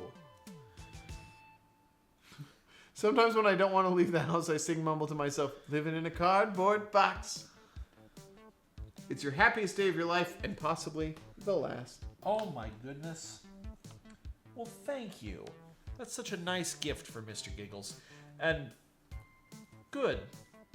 That's wonderful to hear, Rabbits. I am glad that my father's trauma-inflicting behavior has passed on to you. You've made an impact on your weave. I have, yes. And then terrible news. Oh no. Horrible news about Cousin Mordecai. Because as we all know, Cousin Mordecai has had some he's a redhead stepchild. He doesn't get the best sticks. He has unfortunately been burdened with boils. No. He woke up and it beats being boiled, but not by much. So there's that. Boiled by boils. And I have to give you a card. I'll give you this one. Oh, thank you. You're welcome. Ugh. That's awful.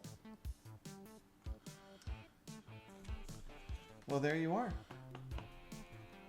It is your turn, I drop. Yep. Excuse me. All right. Well, unfortunately, I can't make you happy. But I have terrible news! For you? Yes. Good. Darius Dark. Of course, he's the ringmaster of this very ineffective circus. He's at the center. I don't know. It's got Giggles. Yeah. Giggles is a good clown. No, he's not. He's a terrifying clown. That is a good clown. Well, yeah, they didn't really like anyone's performance at this circus, so Fair. Darius Dark was beaten by beggars. Oh, shit. Nothing happened. I literally just said, oh, shit, to being beaten by beggars. Yeah. They didn't say anything. Give till it hurts, then give some more. Yep.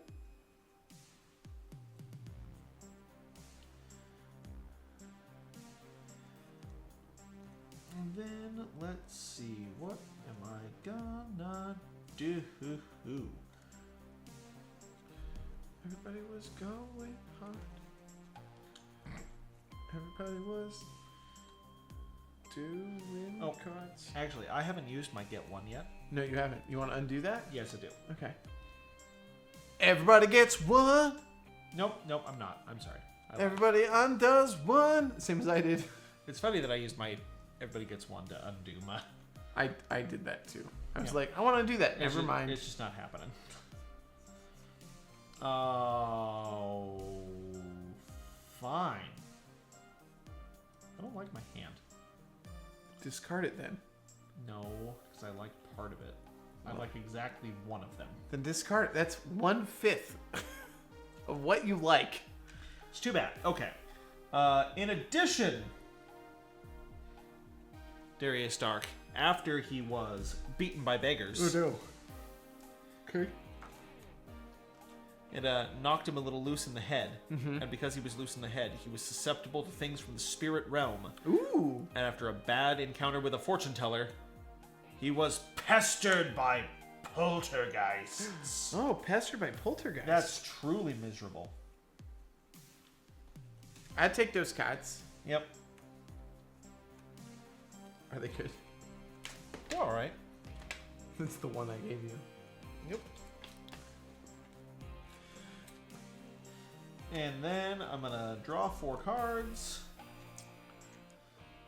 Well, Darius Dark, Yes. the ringmaster of the Dark Carnival, or Okay. Dark Circus, or whatever it is. Okay.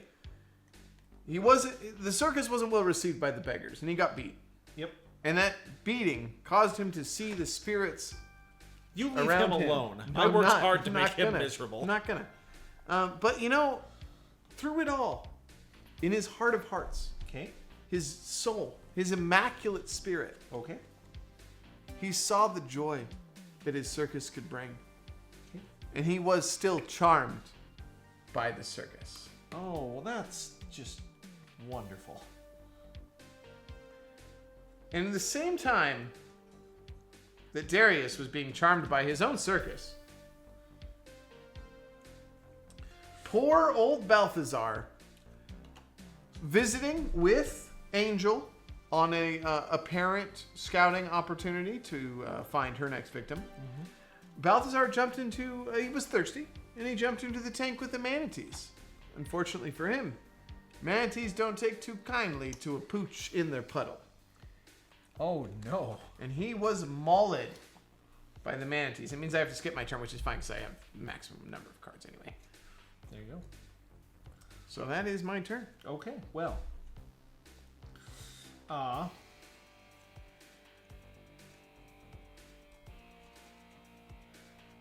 Well, you see, Darius Dark, after he was charmed by the circus. Yes. Terrible news. Oh? Because he'd been doing pretty good. He was on the up and up. He was Yeah. like high class in circus society. Yeah. But he fell in with the lower rungs. Oh no, those beggars came back. Well, I was going to say at the circus, but yes, the beggars too. Oh, okay. They became friends. They had a night on the town, and he had way too much to drink and ended up beating someone with a baguette. Beating someone with a baguette? Correct. And as a result, he was put into prison. Oh, it's punishable by borscht. Borscht? Borscht. Oh, wow. And in addition, Balthazar the Hound.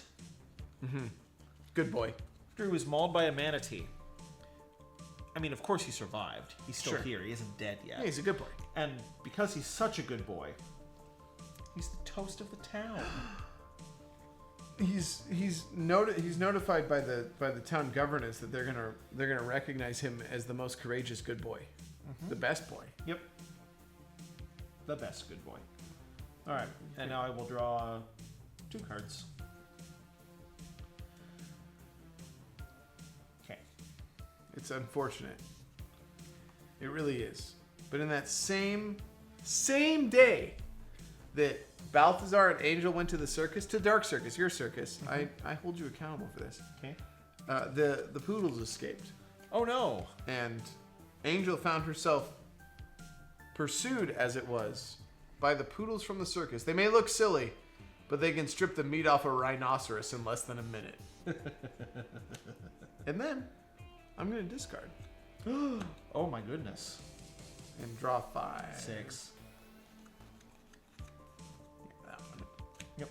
6. All right. Well. Yeah, who hasn't got drunk and hit somebody with bread? Yep. Well, this is absolutely dreadful news.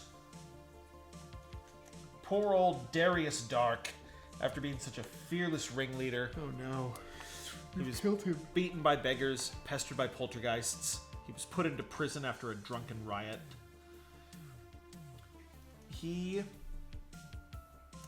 After he was put into prison, turns out they had a bit of an infestation, and he was devoured by weasels. Oh, poopy. So he is dead, and that is a solid minus 50 points for the Dark family. Oof, you're going to own this time, aren't you? Perhaps. We'll find out.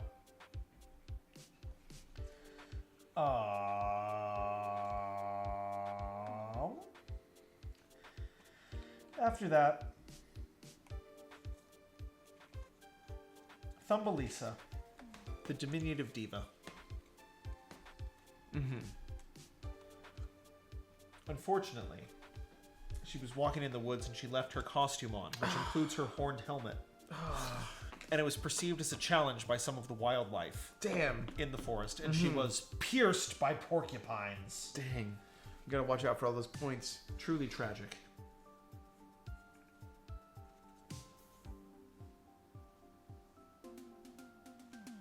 You know, it's been a hard time living in the Blackwater clan, and Cousin Mordecai, he just can't seem to catch a break. One day, while recovering from his boils, I mean, they're still there. He's still got boils upon boils upon boils. They're like 3 layers of boils on this kid.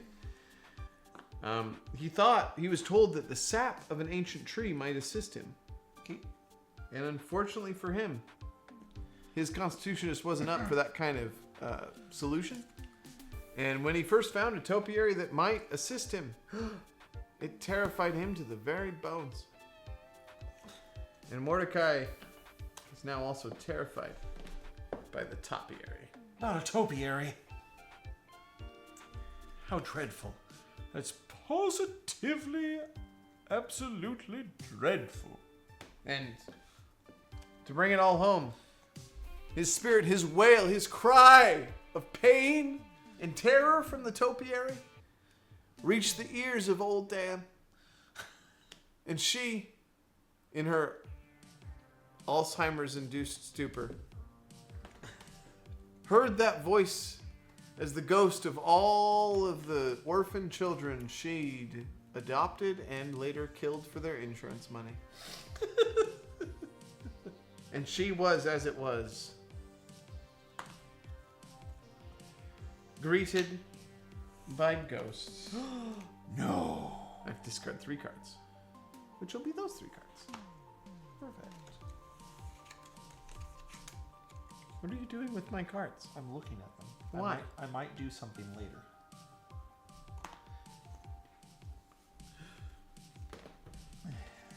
The cheat single is there. I see it. Okay, that is it. That is the tale. The tale of the Blackwater clan.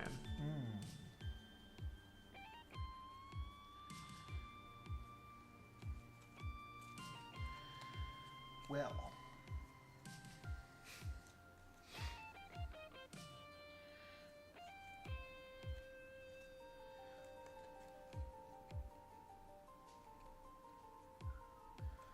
Unfortunately, dreadful news.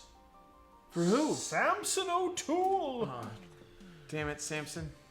You know, much like his fearless ringleader, Darius Dark, who had a run-in with the beggars, people aren't very impressed about seeing a bearded man in this part of the world. Surprise, surprise. And as a result, he got into a fight, and he broke many bones. Damn. Truly dreadful. Aw.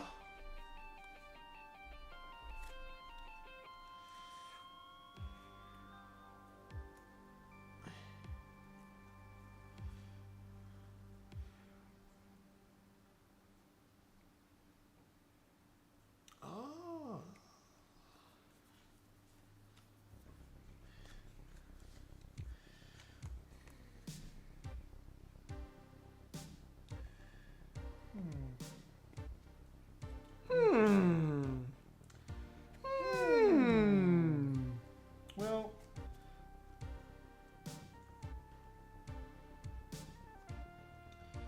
I suppose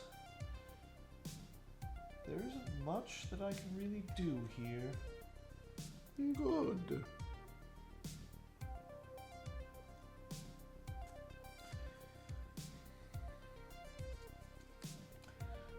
What do I got? Oh, yep. Okay. I am going to choose to pass, and I shall simply draw another card. Well, it's been good fortune over here in the Blackwater clan. Oh, has it? Yes. Splendid. As in fact, Willem Stark, his trials as a handyman have been reputed across London. And he has become popular with Parliament. Oh my goodness. It is astounding.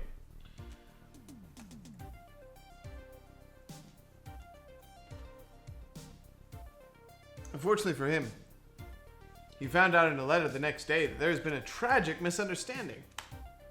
And in fact, his handiwork was confused with that of Thumbelina. Thumbelisa.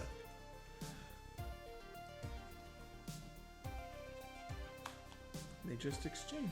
Well, thank you. I will now draw two. Is that how that works? Is that whenever it's played? I think it's when it's played. Probably. When it's played, not when or when it shifts to another character, the effect isn't triggered again. Fine. No cards for you. Fine. And that's all that happens. I mean, an exciting turn of events to a sad turn of events. Indeed, indeed. And that is all. I cannot draw. How unfortunate.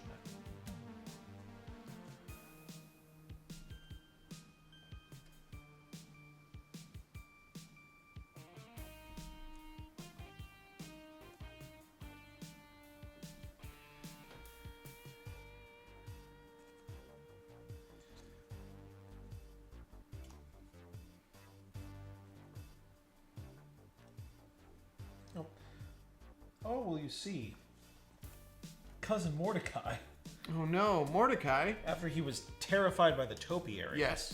And bothered by boils. that made him the subject of ridicule in the town, and he was chased by children. Oh no.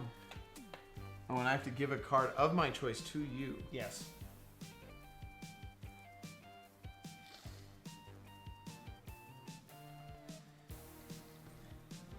There you go.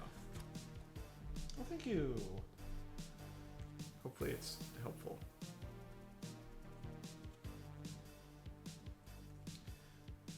You know, it's pretty good, actually. I'll take it. So I am going to play Till Death Do Us Part. Nope, not that one.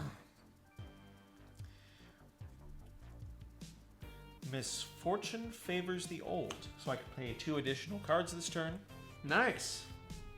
in any combination of negative self-worth cards and untimely death cards. So, unfortunately, Samson O'Toole, after he broke many bones, he was confined in a body cast to his hammock, where he was menaced by mice. Oh gosh. The mice. And after being just absolutely terrified and menaced for so long, eventually just couldn't deal with it anymore. So he gave up the ghost and passed away. Oh, you're making this really hard for me, aren't you? I am. That was 2, right? Yep. And now I'm going to draw 3 cards. Oh, shame. Well, start.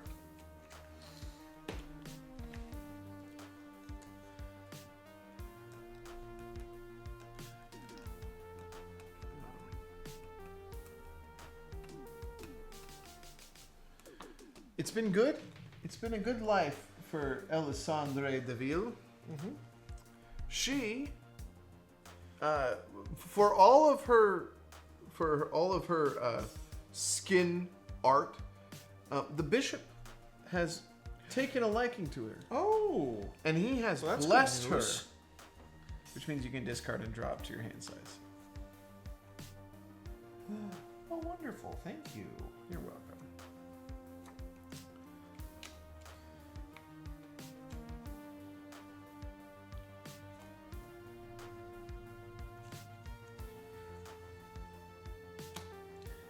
Unfortunately, for Balthazar, my goodest boy, he likes the menagerie. He keeps going back every night.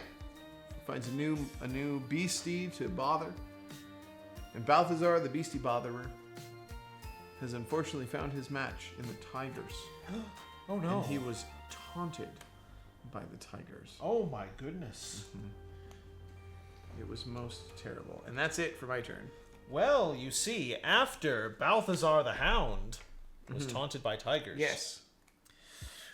That's a very traumatizing event It for is. a dog. The poor dog. The old dam, in her infinite wisdom, decided to give him some rum.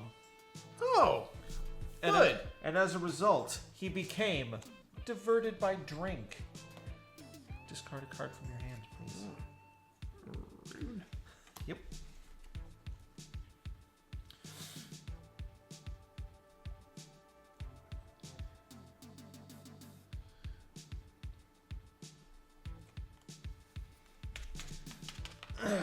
And let's see if this is worth doing. Yes. You're so gonna own me this time, dude. This is all over, man. Oh, I Game over, man. don't know about that.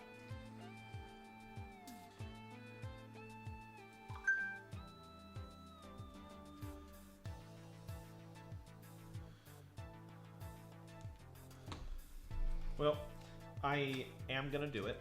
Okay. I'm going to play... This is the card? Yep, till death do us part. Choose an untimely death card from the discard pile and play it on a living character that either has the heart icon or a negative self-worth score.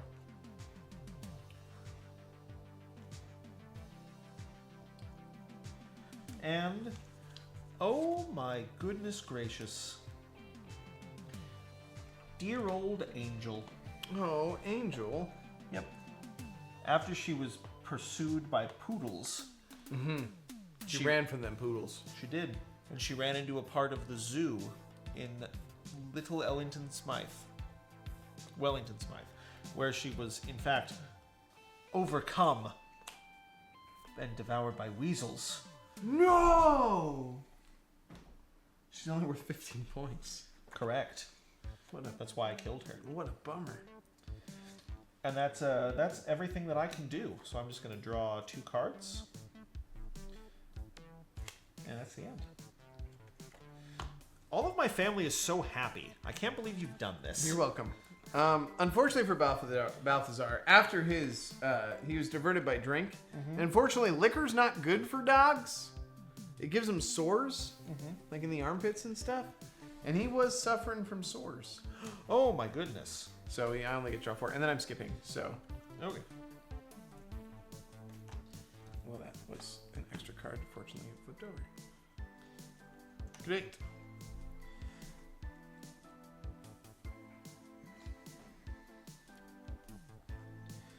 Well, in that case,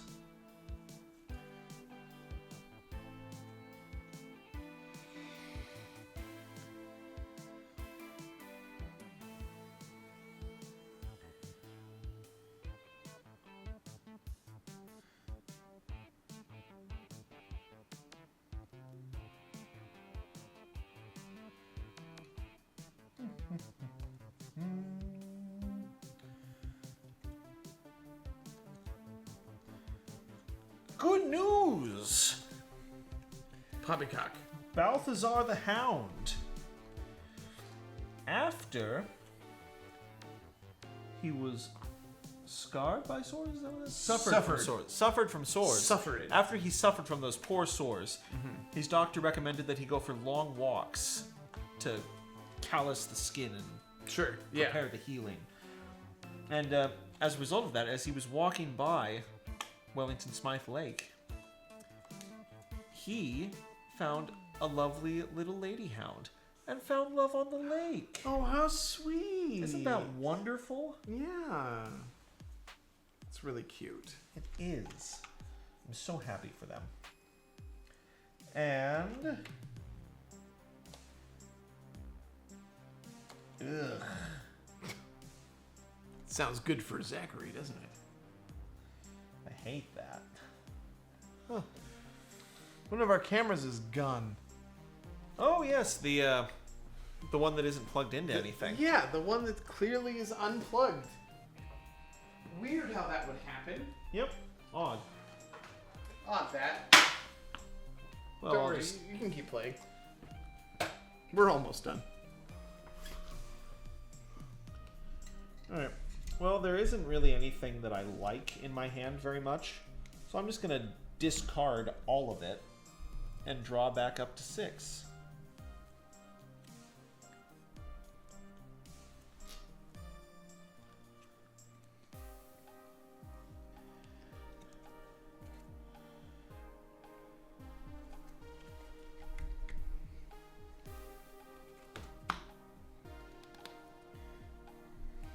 Well, dang. Clearly, we talked for too long about things that were not the game. True. That's fine, we're almost done. Yep.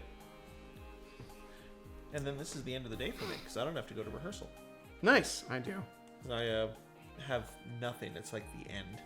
I have lines and stuff. You know, the show. Yep.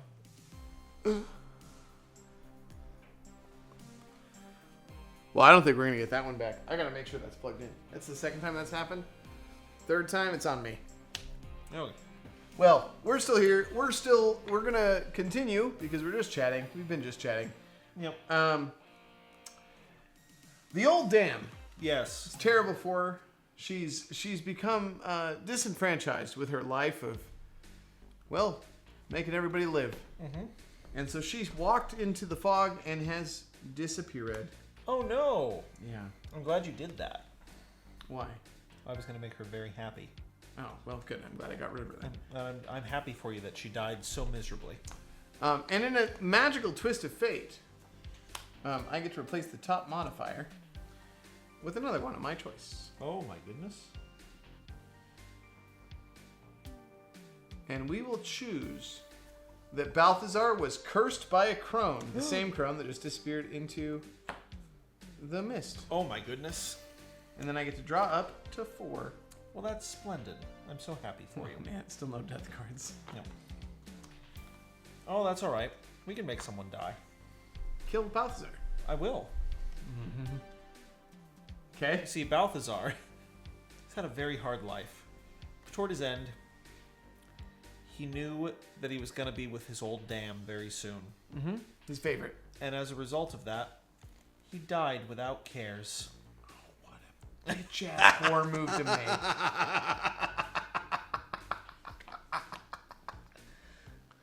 They can't see it, but it's all blank now. Yep. He worked so hard. That was like a negative 45. It was negative 4. And I made it a 0. Bullshit. You're welcome. Thanks. Barking frogs. Yep. You know what's crazy? What? That Thumbelisa could be so liked by the Parliament and still find love on a lake. True. Another small person that was perfectly her size, or a large person. I don't know what's Thumbelisa's kink. But she found... Hey, it's my turn still. Oh, damn it. I just killed the dog. Yeah, I'd rather you had just been done. All right, well, I'm just going to play an unpleasant surprise, which Okay. is choose one living character and discard its top modifier card. Shockingly, I'm going to choose Alessandra DeVille. And now she's perfectly neutral, not even remotely miserable.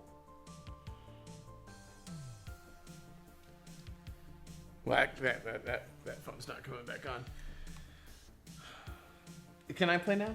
Yes, you may. It's Okay. your turn. So now it's amazing how Alessandra DeVille, having absolutely nothing going wrong with her or in her benefit, she found love on a lake. Oh, yes. It yes. perfectly sized for her, as inked as she wanted, the perfect thing. And that gives her a plus 15, and it gives you an extra draw. I hate you. You're welcome. Thank you. That's very kind of you. And then, unfortunately, Cousin Mordecai, after being chased by children, ran into a wasp nest and was wounded by wasps. Oh my word. Now I'm done, so I draw 3. Oh, man. Guys, I'm not going to win. Zachary's going to win. By a lot. Especially once I do this. I'm going to let you draw cards again. You're going Okay. to love this. Great. So, Cousin Mordecai, after he was wounded by wasps, he sort of, everyone in Little Wellington Smythe was so excited that he recovered. So they started inviting him to dinner parties. And at one of them, Oh. he was noticed by a reporter of the Times who reported on his story. And as a result, he found fame at a feast. Wow. I know. You get to draw 2 cards now. Oh, thank God. And meanwhile, Thumbelisa, that poor, poor girl, she was invited to go to a local ball by someone, like a local nobleman. And we find out later that it was a fake invitation. He had no idea who she was. And as a result, she was disgraced at a dance. Oh, poor Thumbelisa. I know. How dreadful. And I'm just going to draw 2 cards. Thanks, rabbits. I'll try. Okay, so, unbeknownst to him, Mordecai continued. He was found fame at a feast, but at that same feast, he was a little too close to that beggar man next to him, and he contracted the pox. Oh no! And now Mordecai has the pox. How horrible! And to top it all off,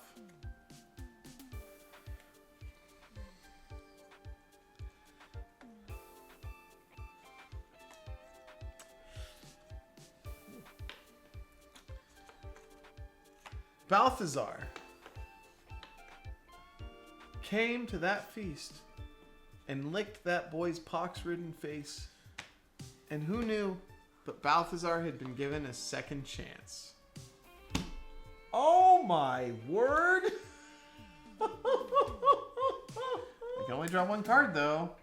That's amazing. No, I can't draw any cards. That's amazing. Well, unfortunately, I mean, good for Balthazar. That's astonishing.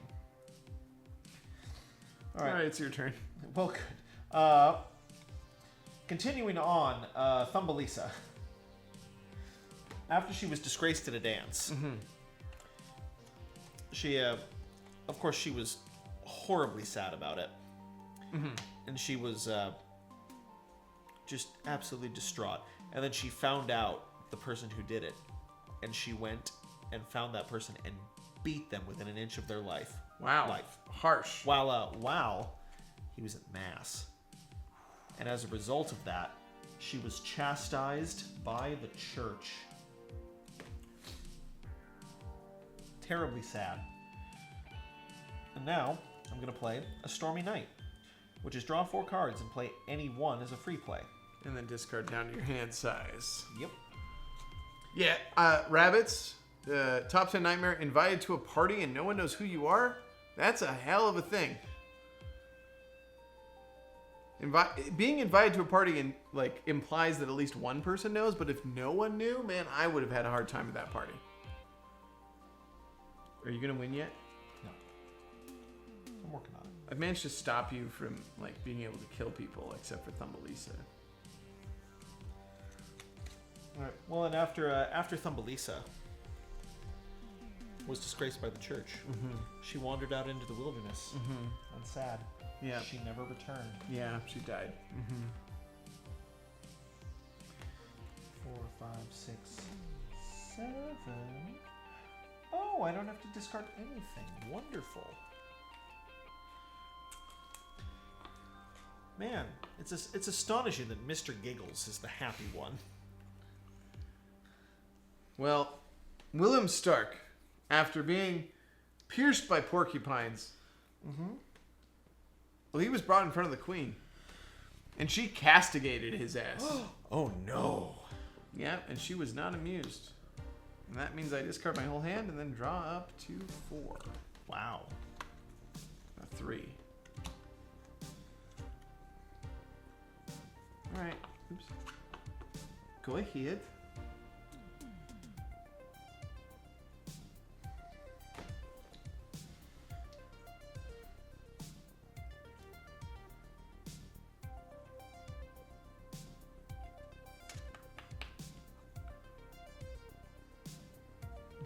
Lean in, make up wild stories, eat oodles of food, dance perhaps. Yeah, that's totally what you do. Who made you Popian anyway? What? Who made you Pope anyway? Who made you Pope anyway? Hashtag girl power. Man. What you got? I have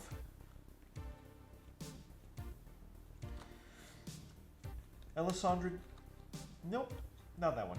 Mr. Giggles. Mr. Giggles, because he's such a tragic deformity of his face. He's a skull wearing a clown costume. Yeah, he's not a great.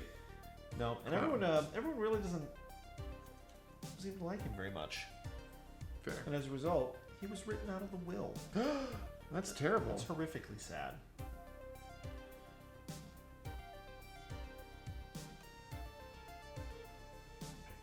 Oh, good. I'm also going to play The Root of All Evil. What's that do? It means I get to draw a card from your hand, and if a character has the money symbol, which it does, I can play it as a free play. It's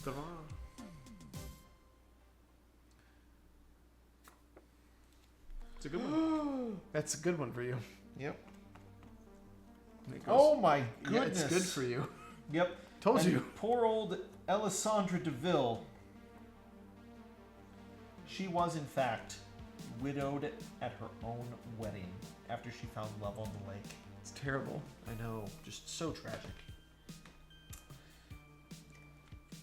All right. And I'm back down to 5, so I just don't get to draw. It's your turn. So it's fortunate that Balthazar came back to help the redheaded stepchild at the funeral, but what's less fortunate is that Balthazar had a limited time on this earth, and he was consumed from within. Or was he? I don't know, was he? Yeah, he was. Okay. And then, unbeknownst to all, what was crazy was Giggles, for all of his joy that he brought, the pudding that he consumed perturbed him. And he could not stand for the pudding any longer. That is so mean. You're welcome. This game's going on a long time. It is. The girl power comment was for that chick that beat the ass of the dude that embarrassed her at the party. Hells yeah.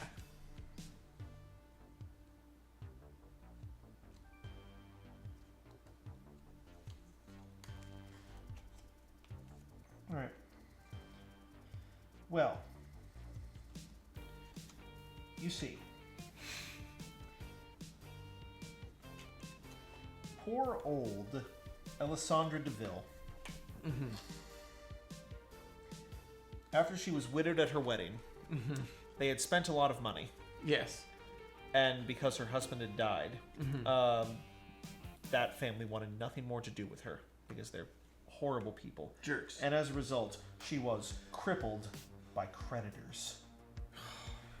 So, you may randomly select and keep 2 cards from my hand. Pick a number between 1 and 4. I get 2 numbers? Yes. I would like 3 and 1.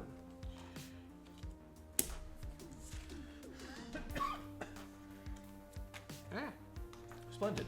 Can't hold on to these cards.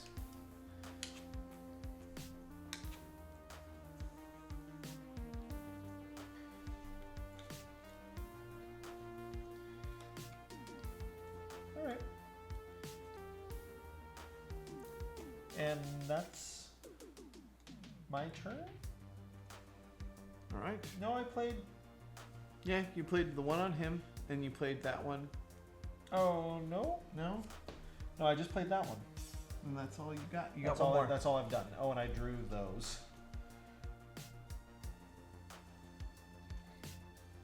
Well, we gotta make sure that after she was crippled by creditors, Alessandra DeVille was in fact driven to drink.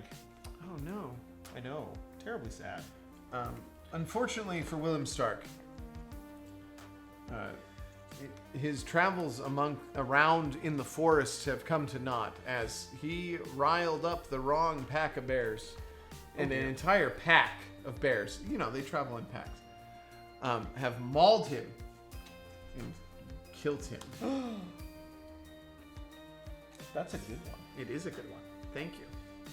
I got it from you. Yep, that's 2 that are 55. Yeah, it's some pretty solid point ones there. Yep. And you know what's great is all of this has been happening, and good old Lysandra, she's had all of these problems, but she, by God, she slept a full night, rested peacefully. Oh, well, that's wonderful. Good for her. That's all I got, though. Okay.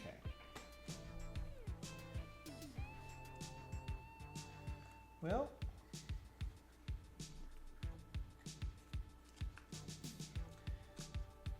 can you, is that your hand size? Mm-hmm. Oh yeah, it is your max because you drew from me. Mm-hmm.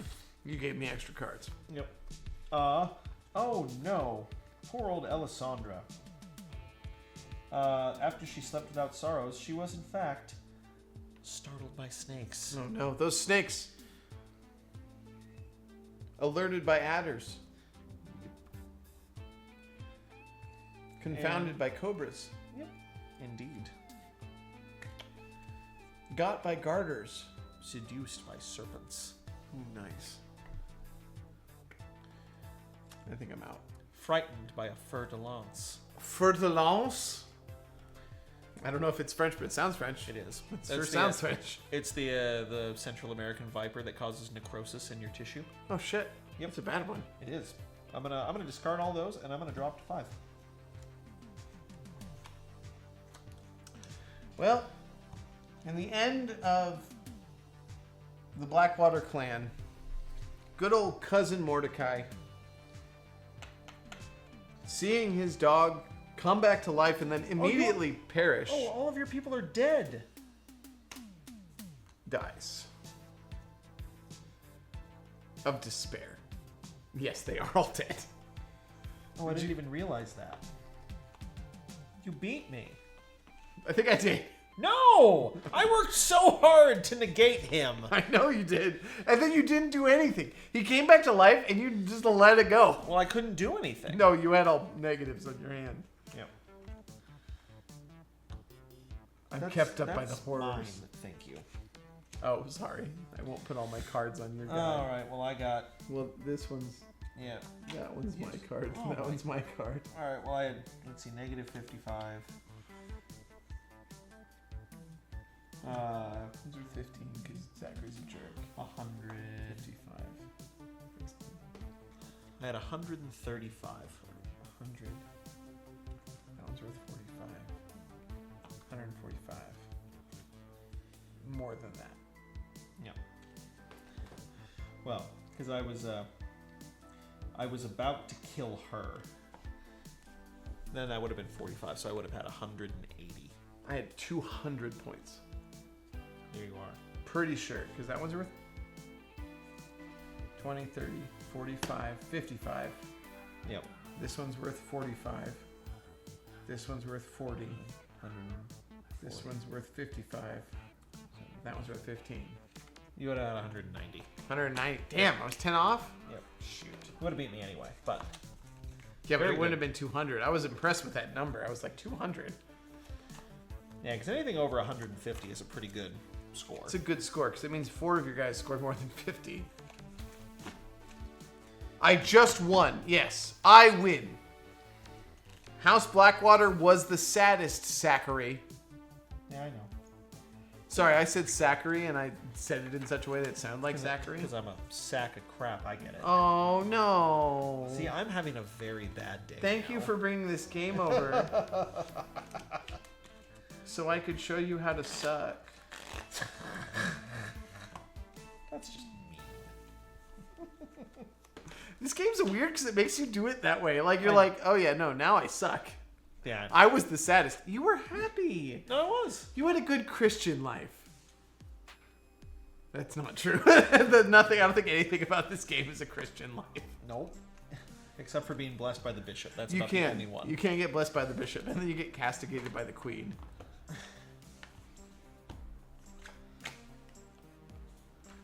That's a fun game. It is. I think that's totally worth $28. It is. Well, I'm going to assume that was $28 worth of fun that we just had. Oh sure.